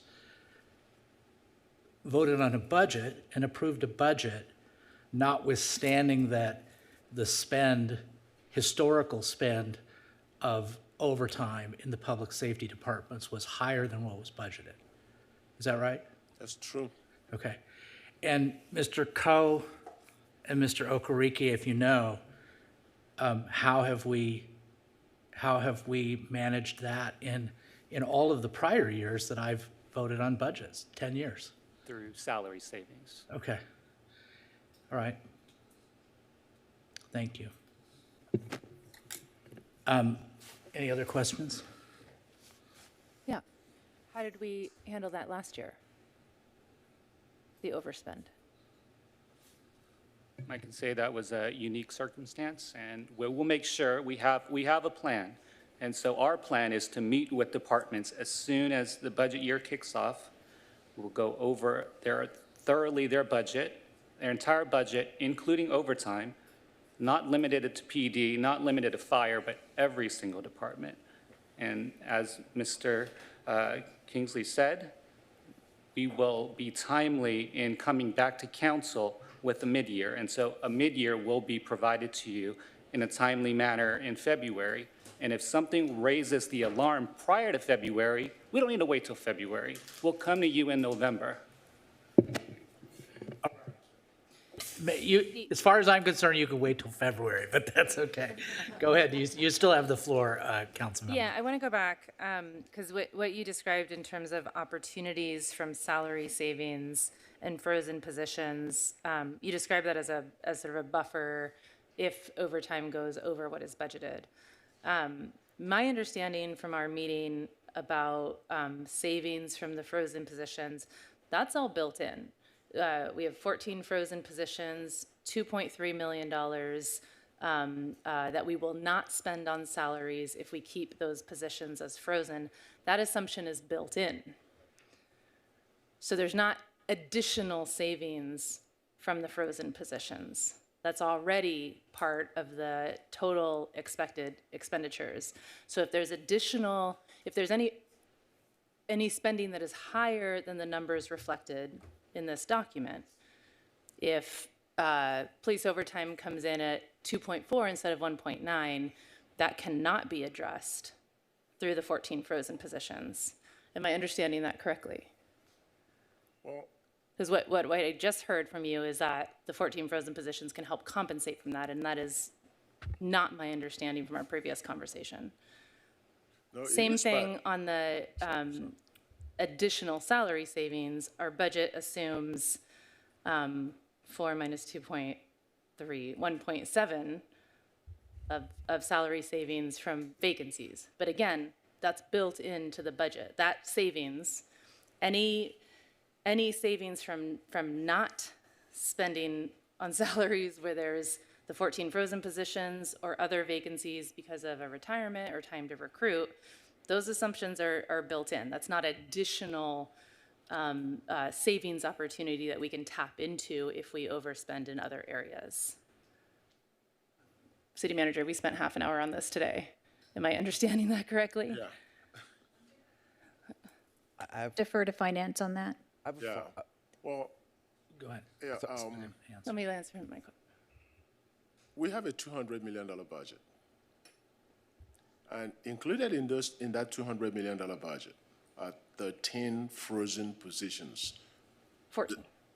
Well, 13 for general fund, 14, yeah. So the value of that is about $2.3 million. Correct. So that's a forced savings right there out of that $200 million. But we've spent that savings. Huh? We've allocated spending for No, that we have savings. not allocated it. We've fully funded the positions. Okay? So that position is contained within that $200 million. And the $200 million inclusive in that is the, whatever allocation for overtime for police department and stuff. And in addition to the frozen positions, we have a number of vacant positions that are not going to be filled on July 1. So there will be additional savings accruing, beyond July 1 as those positions stay vacant for a month or 2 months or whatever time it takes to fill them. What we're saying that, those savings, including the frozen positions within these $200 million, we may have some room there to accommodate the increases in overtime. And if we don't, as we come back to you, whether on a quarterly basis or media, we will also be looking at the revenue side. So we're staying cautiously optimistic that maybe revenue will increase a little bit, or we'll get a new found revenue, like the state is reporting with digital software sales. If we don't get it, then, that might be time for council to make that decision. You can either make the decision today to draw down or do one of the options, or defer to make it in January or February if things start to go south. That's basically what we're saying, that this is a transition budget. But those numbers are included in there. The positions are fully funded within that $200 million, Councilwoman. I'm looking at page 61 of the budget. This is what we spent half an hour on this morning. 61, page 1.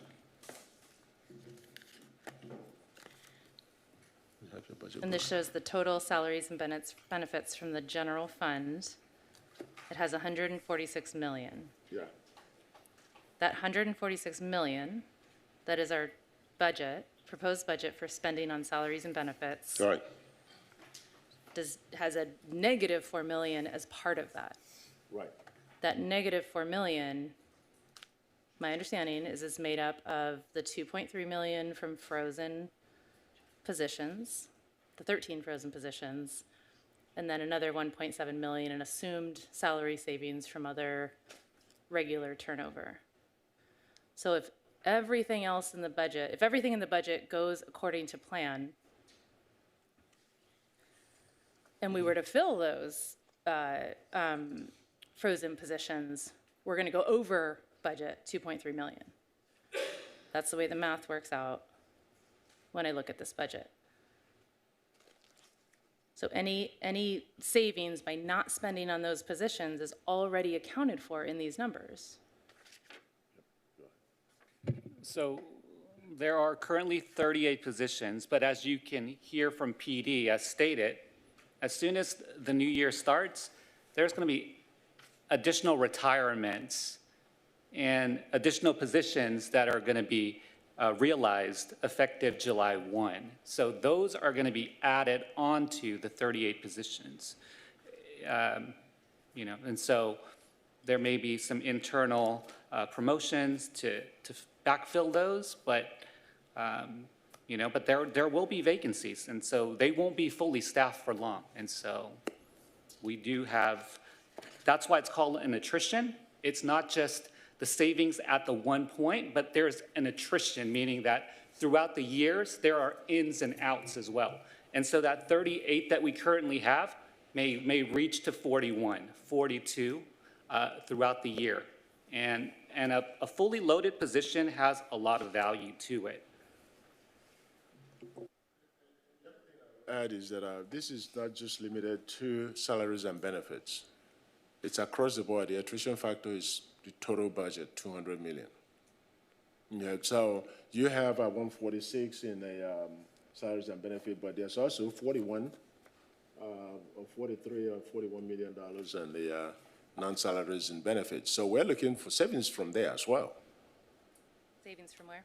From the Operations. From the M&O, maintenance and operations.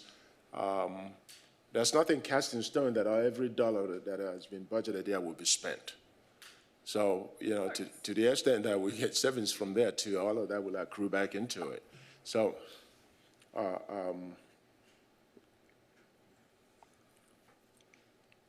At one point, we were going to hear, why don't we hear from the public? Is that okay? I have one last question Yeah. on the 38. You said there's 38 vacancies. Is the 14 frozen positions included in that 38? Yeah. Yes. Okay. No, they're not. it is. No, they're not. They're not? No. No. I just have- They're not included. They're not The only positions that are included in that 38, it's the 8 fire positions, and HR can correct me if I'm wrong on that.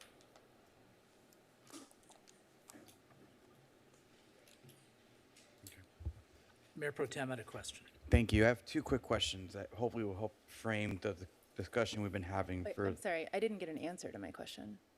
Does the 38 include the 14 frozen or not? I got two answers that were different.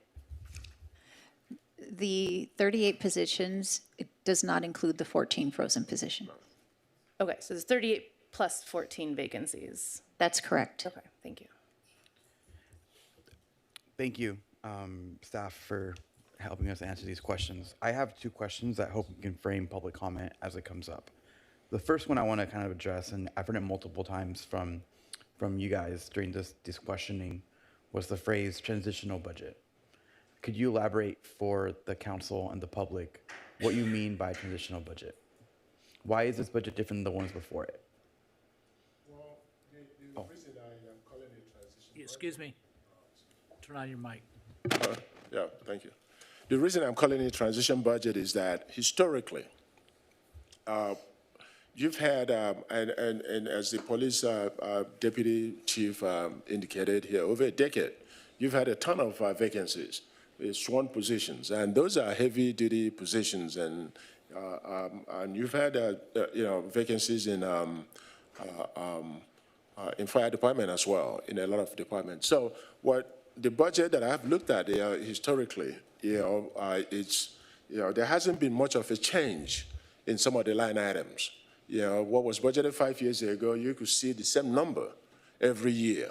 And there's this total reliance that these vacancies, being fully funded upfront will help cover, the shortfall in other line item categories. So the current fiscal year is really the year where, police department finally got, fully staffed.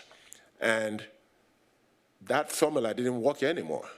So this transition year where now you're looking at all that history and you're trying to right size. And that's why we pointed out in one of the assumptions here that we're going to gradually right size these budgets to be more reflective of what the actual should be. And we're saying basically, we don't have enough history, in the recent paradigm, where, our public safeties are fully staffed to really, know what the overtime projection should be. And I want to rely on the police department, and, I don't have any reason not to, that for a police department of that size, within Orange County, it averages about $4 million. But what we're saying is, this being a transition budget, let's see some actuals, so that, when you do your next year's following year budget, you're relying on some actuals with some set of circumstances that are repeatable going forward. Granted, you may have vacancies, one or two, fluctuating during the fiscal year, but, you would have had a situation where you're fully staffed and looking ahead. So that's why, to me, this year is much of a transition budget. Unfortunately, it's happening in an economic situations, where there's a lot of uncertainty on the revenue side, particularly, and also on the expenditure side with increasing costs. But, I think that's why we keep emphasizing the imperative requirement that staff come to you, if you want quarterly, if you want, hardcore mid-year review, where at that point, you can make those decisions then that, if you don't make them today. And thank you again for the elaboration. As the common rapper once said, Yeah. Repetition is the father of learning and understanding. So I'm going to repeat what you told me in my own words. And if I'm wrong, you stop and correct me. So essentially what you told me the past 10 years, so since my entire time on council, I've been here for 8 years, we have had a formula in our budget where we had vacancies, some in very critical departments like fire and PD, that we would use for cost savings. This is a new type of budget where we're being, as Mayor said before, more accurate or more transparent about actual cost savings. So because it's a transition budget, because for the past 10 years, we have nothing we can look back to as a reference point, we cannot with full certainty say that this $4 million that's been referenced so many times the past hour will or not be funded. Is that correct so far? That's correct. Okay, thank you. So the remedy, which you addressed so eloquently and politely, is you will come to council more often because this is a transition budget where we're being accurate opposed to relying on cost savings from open positions, correct? Correct. Thank you for affirming that, because that's what I understood from my prior talks on the budget, and I think it's a very good thing we're doing in Costa Mesa, because for my entire time on council, the prior city managers, because it was two, Letourneau and Lorraine Farrell Harrison, have used this cost savings through vacancies, and I've talked to them about it multiple times, and I was comfortable with it because we just had vacancies.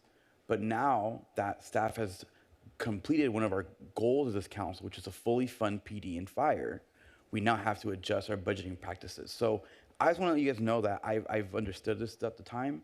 I'm happy you're reaffirming it multiple times because, again, repetition is the father of learning. And I commend you guys for being so dedicated to being accurate, because that will be better for our community in the long run. So with that, Mayor, those are all my comments. Did you attribute that to Common, the rapper? Lil Wayne. Lil Wayne? Lil Wayne?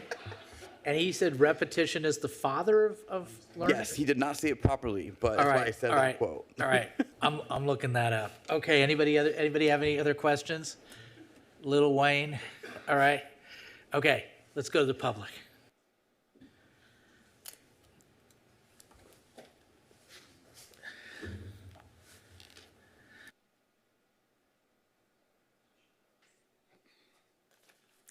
Evening, Mayor, Council. I had not planned to speak, but I appreciate the active conversation here. Long time coming. First of all, in FIPAC, the vote was not unanimous to approve the budget. One thing we just talked about at FIPAC was quarterly reviews with council, reviewing revenues, expenses, overtime, capital, headcount. So you're getting a more real-time update on the budget and the year-to-date actuals. Vacancy, I've heard 38, but the 14 aren't included, so vacancies are 52. If the vacancies are 52, then say 52, not 38, please. Prior years, to the mayor's comment, yes, prior years, salary saves were used to fund overtime, something I completely disagreed with. But the cushion isn't there. In years past, vacancies were 11 to 12% religiously. Now they're 5 or 6%. So don't bank on salary savings to fund overtime anymore. And the money ain't there. You got the staffing, which is great, but the staffing eliminates the salary savings that the city was using in prior years. What else? Park Ranger. Flo Martin texted me. She's against eliminating the Park Ranger position, and so am I. And so have a lot of other people, as Councilwoman Reynolds mentioned. It's been brought up at the PACS Commission, and I think the Fairview Park Commission also, to have more park ranger coverage, especially in Fairview Park. What else on the budget? Possibly, if I bring this up, continue it. We have a FIPAC meeting next week. Maybe talk more at FIPAC next week on how we can resolve this. I would especially like more discussion on salary, cost of salaries and the vacancy factor, this attrition factor. The quick solution is don't freeze 14 positions, freeze 38 positions or 52, whatever the number is. That's how you're going to get the savings real quick. I don't support waving can again. We talk about infrastructure all the time and need more money on infrastructure. Well, if you wave can, you're eliminating that funding for infrastructure. And I guess that's it. Thank you. Thank you, sir. Nobody here? Anybody on Zoom? Yes, Mr. Mayor. Cynthia, please. Hi, Cynthia. You have the floor. Good evening, Cynthia McDonald. I appreciate the care and effort that staff put into this budget. I really appreciate Council Members Marr and Reynolds drilling down on the importance of these vacancies. I have some big concerns about several of the revenue and expense assumptions, particularly in light of the reports that, our oil reserves are being depleted, which could drive crude prices up significantly. On the bright side, our recent investments in bikeways prove especially valuable if those transportation costs continue to rise. But what really raised a red flag for me was the assumption that the housing element was going to be certified and these housing funds and grants are going to start flowing again. There are 47 programs in the housing element. We've heard that certification is right around the corner for over 4 years now. All the work that's being done right now is good and fine, but the city hasn't really started on some of the fair housing issues related to sober living homes. So I'm sorry, I don't think that assumption is really based in reality. And I do have significant concern over eliminating the park ranger position. First, there is a clear and urgent need for a park ranger in Fairview Park. During public comments at the steering committee meetings, residents frequently raise concerns about the safety issues, especially the e-motorcyclists. People have been reported being physically threatened, in some cases getting verbally harassed. And there's been more fires in the park than I can recall in any year, and we're only in June. And so that's clearly a public safety issue and a ticking time bomb. I personally witnessed, a young guy going into the park carrying a garden shovel. And that's something that shouldn't fall on members of the public to address. And not only that, during the Fairview Park Master Plan update, California Department of Fish and Wildlife submitted a comment letter explicitly saying, you need to improve enforcement. Increased park ranger presence is expected to help protect the park's environmental and historic references. So, given these factors, I urge you to retain the park ranger position. If necessary, consider cutting alternative areas like postponing the purchase of an additional high-cost vehicle for police and fire services, particularly if recent usage data suggests it may not be needed. Thank you. Thank you, Cynthia. Who else is on the Zoom? No further speakers. Okay, we'll close public comment then. Mr. Mayor, Yes, sir. I'd like to approve staff recommendation and adopt the budget. I'll second. First of all, I want to say something very clear. I appreciate the work that finance has done on this budget. This was not an easy budget to accomplish. We are seeing countless cities in Orange County having to face realities of shortfalls in budgets. And we have not only found a way to have a balanced budget without tapping into reserves, but we've done so while also transitioning away from a I'll call it a bad habit our city had that predates my time on council, which was relying on vacancies to have a balanced budget. One of the promises I made when I first came to city council in 2018 was I wanted to have services for our community. I wanted to have capital improvements like roads and parks. I wanted to have a fully staffed city hall, primarily PD and fire, that serve our community so deeply. And to finally reach that point in our last year, and then to kind of critique the practice we're doing, I think is really unfair. We gave the finance team a really difficult hand. Give us a balanced budget during hard times with a fully staffed public safety team. And I think the approach we took is really good. Having more opportunities for council to engage with the budget is a positive thing. We're gonna have a new council in 6 months. They will need time to get up to speed. This will give them a chance to get up to speed. It also gives us a chance to really look at accurate ways to manage our budget. So I'm really proud of the work we've done. It is not an easy feat to balance a budget, let alone in tough times with these challenges. And I know it took a lot of work from departments internally to find ways to reduce their expenses without reducing services. And I want to respect and acknowledge that. I think this is honestly the best we could do with the hand we were given. And I'm so proud to pass this budget. So that's my motion, and I hope to have the support from my council members. Yeah, I'm seconding that motion. I think it's a good motion. Thank you to the staff. You did a really good job. This is quite a crucible to go through a lot of the questioning and then also the work to put this budget together. The way I look at it, and I think Mr. Okereke has alluded to it many times, is it's a big budget with a lot of moving parts. You pass a budget, and then things are, all we know for sure, all I can predict is the actual won't be the budget. I can predict that for sure, right? I don't think in the history of any budget in any city it ever has been. So there's a lot of moving parts that can occur, a lot of things that can change over the course of the year. We don't have the burden to lock all those little things down. We could never do it, right? So for example, I appreciate this is a totally interdepartmental effort here to have a budget. I appreciate what the deputy chief said. We need $4 million, okay? I get it. He's trying to fund his department, and he's doing what he should do to take care of his department.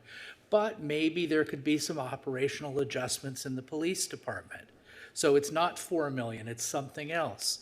And maybe there can be some adjustments and there will, as you pointed out, Mr. Coe, you pointed out, we know that there will be changes in the vacancies and the attrition and so forth. We know it's going to happen. For example, we are looking forward to celebrating the successful retirement of one of our captains on the Captain Watkins. You know, that is going to be something we know is going to change in a few weeks. And God bless him and Godspeed to him, and thank you for his service. Stuff like that's going to happen all the time, right? So you've given a level best to put a budget in place, and I'm confident that we'll be able to work with it. We'll be able to work with it with our remaining time on the dais, and I have confidence in staff, not just finance staff, not just the city manager, but all of the departments working together as a team to make sure that we can live within our means. So, I mean, I do appreciate all the discussion, but I think it's a good budget. I appreciate it, and I'm going to vote for it. Mr. Mayor, Yes, I'd like to offer a substitute motion. of course. And that is that we push voting on this for another 2 weeks. And in the interim, I would request two things. One is that we get a really crystal clear explanation of vacancies versus frozen versus the 2% vacancy rate, because those are all blurring together in my head, and that might just be because it's after 10 o'clock at night. And then two, you know, given that what I heard from PD tonight was a surprise to me that we'd be spending an additional $2 million, I would like staff to recommend an additional $2 million worth of cuts to our budget. You know, include pulling out of reserves if you want to, but I think we need to take one more cut at whether we've got options that don't include relying necessarily on just those vacancies, given how low the vacancy rate has been in some of the departments. Second. Okay. Do you have That was plenty of talking. Okay, good. Councilmember Reynolds, do you wish to be heard? Yeah, I think there's still a lot of questions. Certainly, my intent is not to critique the method or approach. I also want the budget to reflect our best assumptions. I have a few concerns about sort of clear understanding of the attrition rate and salary savings opportunities, as heard here. I feel like I've gotten different explanations at different times, and I really want to nail that down. In the past, yes, we have had a much bigger cushion because of a much higher vacancy rate. I think the big lesson of last year is when we shrink that vacancy rate, which is good, it means we have staff, we don't have that cushion. Going into next year, we don't have that cushion. So absolutely, let's be tracking it very carefully. Absolutely, let's be meeting quarterly with FIPAC and council to give updates. But when the next council is getting that update, I'd rather them be ahead of the ball than behind it. And I'm concerned that we're setting up ourselves to possibly be behind it based on current information. So I think the substitute motion gives us a little bit more time to kind of work through some of the questions that came up tonight, and gives us the opportunity to potentially adopt a slightly more conservative approach at the start of the year. And then if things are tracking well, you know, gives an opportunity to bring new things in. So I think it's a much more measured, or it's a good measured approach to take a couple more weeks on this. Thank you. Councilmember Bewley? Sure, yeah, I thought I'd chime in at one point tonight on the budget. You know, talking about money's hard. I mean, it's hard if you're a couple parents sitting around the table deciding whether to take a trip, not take a trip, whether to whatever. And I commend staff for sitting down and having a hard discussion. I commend council for asking very hard questions. Commend the department heads who came up here and took their turn at the podium. And we're having a hard discussion. And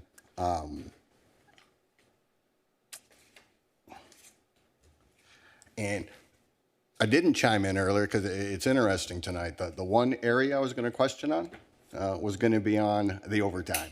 And how are we gonna fill that gap? And there was a bunch of smart questions. You guys were all 100% right over target. You guys were transparent in your answers. And so I was sitting here just quietly. I don't have anything. I'm getting all the information I was looking for. Okay, on to the motion at hand. And my understanding of what I see here, I guess just to synthesize it down for myself, yeah, I heard it several different ways. I heard it from Ralph as he got up here, that we've been filling this overtime gap for years because we had vacancies. The vacancies are now gone, and we're all kudos on that. And it seems like the plan going forward is kudos to city manager who's gone to all the department heads and say, I want cuts. I want to see cuts. And so we've done that. And now we're anticipating 2% attrition. Okay, there's some savings there if that comes through. 38, 52, whatever these other things are, that could potentially be the same vacancies or another version of the vacancies, not just within the department, but now company-wide. So we're still playing that game to some degree. And then there was talk about rating CAN, talk about pushing off some CIP, talk about draw down on the reserves, all those third rails that nobody wants to talk about. And potentially we will talk about them if you guys come back here 6 months from now and tell us that, holy crap, our revenues were off, our expenses were greater than we thought, and guys, we're facing that $6 million thing. And now let's have that discussion about CAN. And now let's have that discussion about general fund. And now let's have that discussion about touching these other buckets. And I think those are all healthy discussions, and there were many good things I heard, but one thing I would absolutely amend, and I'm not going to be voting for this motion, for the substitute motion, and I'll get it all out now so I won't have to speak the other one, assuming this one doesn't pass. But what I see is the substitute motion versus the original motion is, do we speculate that we're going to land this ship with the main motion?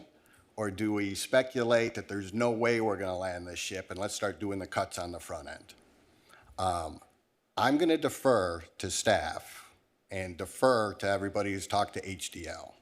And you've looked at this budget and you've thought about the attrition, you've thought about the vacancies, and you seem to think this is your best estimate, your best guess, nobody likes to say that term, that you're going to be able to land this thing.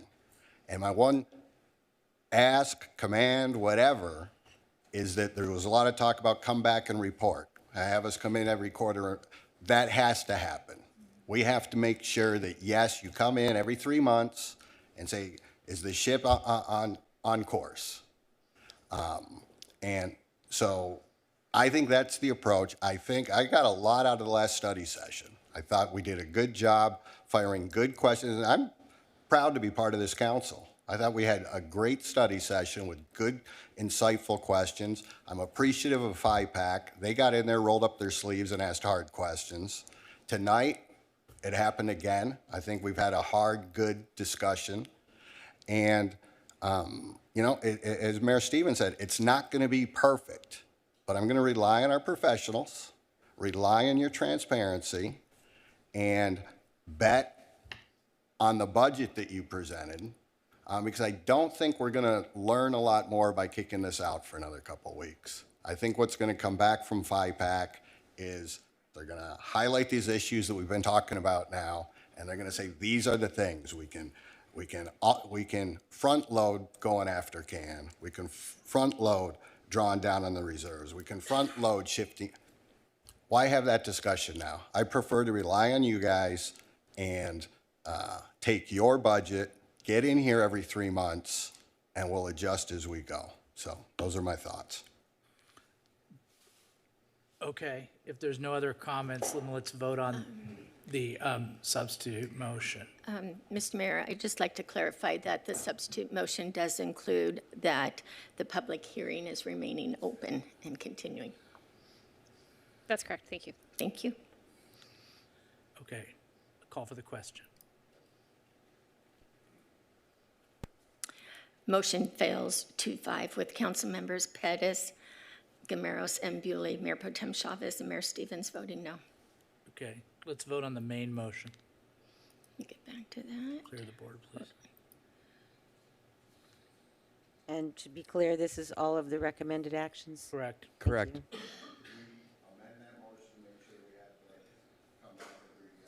3 months. Happy to include that as a friendly amendment. Yeah, in that direction will be. The second concurs with that.